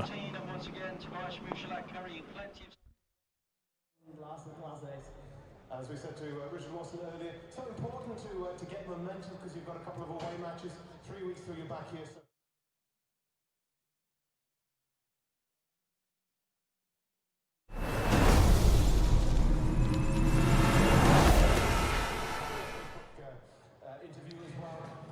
Welcome back to TNT Sports opening coverage of the ROWE Motor Oil Premiership season. After 14 heats, it's been a demolition job. But Stars have got 56. Oxford Spires are on 28. We still have heat 15 though, and let's head to Scotty with the managers. Thanks, Abby. Simon Lambert, stand-in team manager tonight. This job's easy, isn't it? Tonight, yeah, I'm pleased I've got this job and not Pete's job, to be fair. But to be fair, Rob could have done this in Spain. But yeah, no, I've enjoyed it, and something to look forward to, look at doing in the future. And not like you guys need advantage, but you have got gate choice in heat 15. So do you like to share with us who you're going to go with and what gates, please? Yeah, we'll go 2 and 4. We'll go Niels in red and Richard in blue. Okay, thank you very much. Pete, you've got gates 1 and 3. Can you let me know which riders you're going with, please? We're going to go with Magic Janowski off gate 1 and Eric Riss off gate 3. I've got to say, Pete, it's been an exceptionally tough night. Where do you go from here? Very disappointed, and no, I don't use that word very often. You know, it's a tough one. You know, there's going to be some serious soul searching going to have to happen, and go from there. But now's not the time. I want to finish this meeting off, get the boys together at some stage, and we have to have a good chat and see where we're going to go with this. Well, that's it. It's kind of just putting this one to bed and moving on. Yeah, definitely. You know, that's all I can do. Can't do nothing else. Alrighty, well, before the tears come, Pete, I'll let you fire the boys up. Before we crack on to heat 15, we'll hear from David Rowe over at Birmingham. Well, Leicester moved at 6 points in front with a 4-2 in heat 12, won by Drew Kemp. And here's the big outcome of the meeting. Big start in heat 13 from Max Frick and Sam Masters to overcome Tobias Mujelak in the early stages on the way for a 5-1 in heat 13. This will take them into a 10-point advantage on the evening and virtually make sure of victory. And Mujelak much more competitive in this event than his previous home matches so far, but Max Frick has been outstanding, unbeaten in this stage, and Sam Masters recovering from a mechanical failure in his first outing. The Leicester Riders pulling off that start at the crucial time of the meeting for maximum points in heat 13, and Birmingham's wait for a win is going to go on. Remember, they face Oxford home and away next Monday, and that could be critical as far as getting off the board is concerned for both of those two clubs. But Leicester getting it done at Perry Barr. Sam Masters and Max Frick in heat 13, they are through, and with 1 race to go, it's 37 to 47. Dave, thank you. Well, we've got heat 15 here at the Adrian Flux Arena. Looking at the guys now, Magic Janowski looks super keen. He's had 2 race wins in the last 2 heats. But a reminder about TNT Sports, and we are the home of bikes. We've got a triple header for you this weekend. It starts with the World Superbikes there in Italy, 9:15 Friday and Saturday. Then it's the opening event of the Speedway Grand Prix season, and we're in Landshut in Germany. And Sunday, the British Superbikes gets underway there in Alton Park, and coverage for that one starts 1 p.m. TNT Sports 4 and Discovery Plus. Calvin and Steady, though, we've got heat 15 here. We have indeed. Thank you very much, Abby. 1 race to go. Can Maciej Janowski make it a hat-trick of wins to finish his night off? He's looked terrific in his last 2 outings. Has been the one bright light for the Oxford Spires here this evening. Peter Schrock quite forthright in his comments about the the soul searching and conversations that are going to take place in the very near future about this side. 6 meetings, 6 losses. They need to draw a line under that somehow. Everson back out here after the exclusion in his previous race in heat number 14. He'll want to finish on a high if he can. But for the Oxford Spires, the next few weeks are really important. They need to find some form from somewhere. So riders at tapes, Eric Riss, who like Jankovic, has a big weekend to look forward to with his home Grand Prix as the wild card. So heat number 15, Maciej Janowski from the inside in the white helmet colour. Gate number 2 in red is Niels Christian Everson. Eric Riss will come out of gate number 3 in yellow, and off the outside is Richard Lawson in the blue helmet colour, who's also enjoyed a terrific night of speedway. It's been one-way traffic, but I think overall Spires are in a bit of trouble. They're going to have to work that out. But for the Kings Lynn Stars, Simon, encouraging signs. I know it's been one-way traffic, but they are looking good. Yeah, clicking as a team, looking out for each other on the first corner, look comfortable on their home track, making good starts, making clever first corners. All the signs are really positive for them. Complete opposite for Oxford, soul searching at the moment. They'll be desperate for 3 points here, just stop Kings Lynn getting to 60. Indeed. Maciej Janowski, who is a proud man on that inside, will dearly love to finish his night off, and with 3 out of 3 in his final 3 outings. They're just taking their little bit of time as they prepare themselves with a clutch adjustment as they come forward. Start Marshall getting a little impatient, just pulling riders forward. So here we go then for the final time this evening, heat number 15. Start Marshall's away, that tapes her up, and we're underway. Janowski's made a great start. He hits the first corner. He hacks it inside. Intelligent first turn from Janowski. Didn't go to the fence. Knew that wasn't the way to do it. Really used all of his thinking there. Everson's back in second place. Richard Lawson trying to come round the outside of Eric Riss. Eric Riss just a little bit untidy, but he hangs on to third place. But Janowski, superb out in front. Best race of the night in heat 15. Kelv, really good start from Magic off the inside. Didn't make the same mistake that Peter Kilsman made in the race previous. Hugged the curb, come out in front, got some fresh air. Getting 3 points for Oxford at this point. Brilliant stuff. Richard Lawson's got the better of Eric Riss. Lawson has come through to third place. It's a shared race right now. But it's looking like Maciej Janowski is going to finish with a hat-trick of wins. And a desperate night for the Oxford Spires. He has been the one shining light. Smashing ride for him. That completes the evening. A shared race with Everson coming through in second place, and Richard Lawson working hard to get the better of Eric Riss, who was very much on the pace early on, just slipped back. But for that man who chatted with Scott earlier on, said we had the wrong setup early doors. Clearly he had, because he has turned his night around, and other team members will have to reflect on that and look to him for inspiration. So 59 points to 31. Maciej Janowski wins heat 15, 3 points for him. Niels Christian Everson back in second place, 2 points. 1 point for Richard Lawson in third place. Eric Riss misses out in heat number 15, fails to score. But all in all, a lovely night for the home team and the home fans. They'll be chuffed to bits as they make their way home this evening, which has been a lovely day as well. We'll see it once again. Yeah, super start from Magic off the inside. It actually went closer to the curb to come out of the start. Fresh piece of material which fired him to the first corner in front. And look at that, right round the inside off of the first corner. Clean set of heels there. Didn't look back, looked super quick. Didn't come under any real pressure from the Kings Lynn rider, and finished his night off with a trio of wins, which was really strong from Magic under difficult circumstances.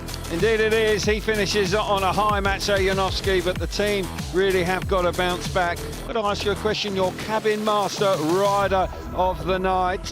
It will be, who is your choice? I'm going to say Jankovic. It's a really good night for him. Obviously looking to the weekend, he's got a really important meeting coming up with the first Grand Prix of the year. So to go out and be unbeaten from an Oxford rider is a really, really good one.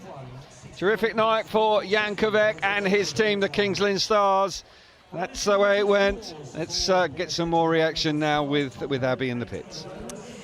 Cal, thank you. Well, we've just been looking at everyone on the Kings Lynn side, all smiley faces. Oxford, they are searching for answers. Only Magic Janowski, their only race winner tonight. When we come back from the break, we'll be trying to speak to as many of the guys as possible.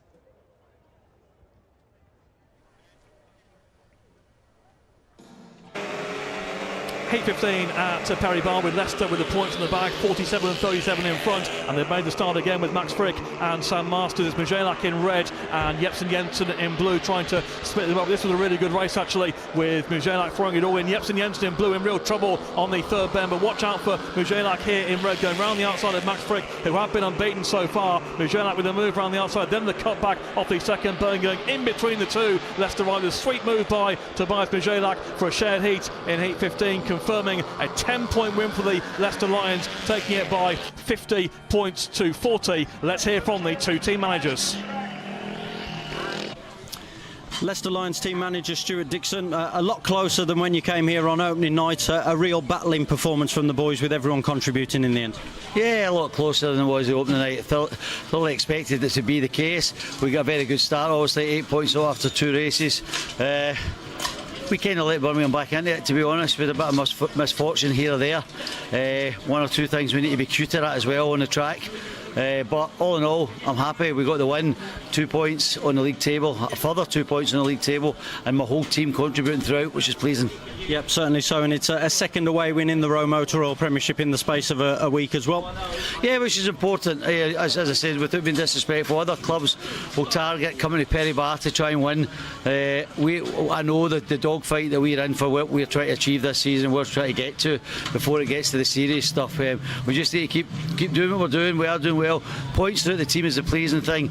Last year we were getting 5-1s in Heat 1 quite a lot with Richard Lawson and Max Frick. We tended to lose 5-1s in Heat 2.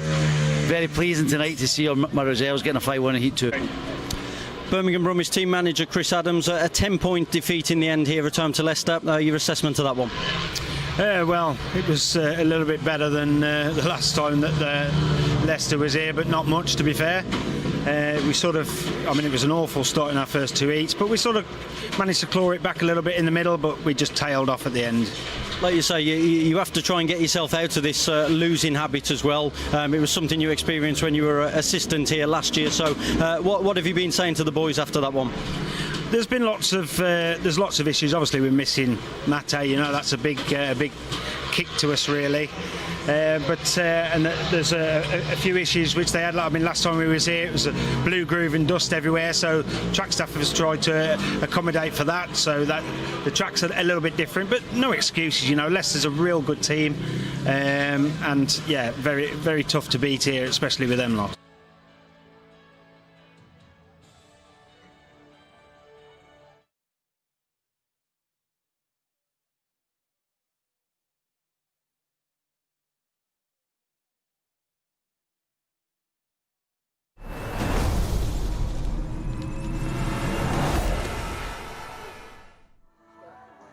Welcome back to the Adrian Flux Arena. It's been such an impressive display by the Kings Lynn Stars, by the home side. They won by 28 points, 59-31. And this is what it means for the standings. Obviously, it's our first televised coverage, but the Speedway, the Premiership itself, has been up and running for a good few weeks.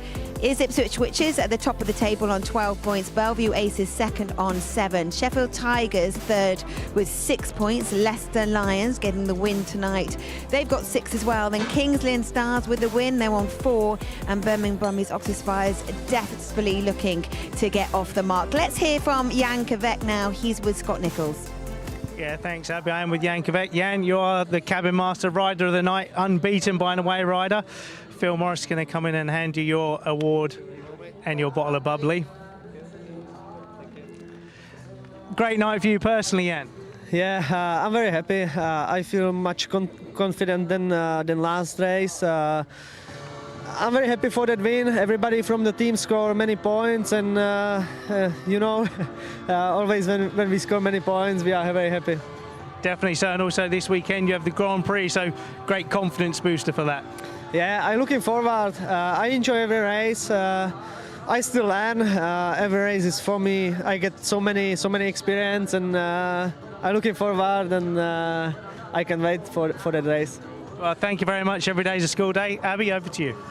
Scotty, thank you. And with Magic, you had a really honest conversation with Scott Nicholls early on the night, saying that you didn't have the setup right. You must have changed things, because those last 3 heats from you were great. Yeah, second part was good. I took my notes from back years, I don't know, like 10 years ago, and actually was working. Just track was a little bit heavier than used to be. That's what we need to just adjust. Actually, 1 or 2 tips more. So I'm glad on the end was working, but this track can make some problems. If you don't have right setup, it's really hard to ride. Not comfortable at all.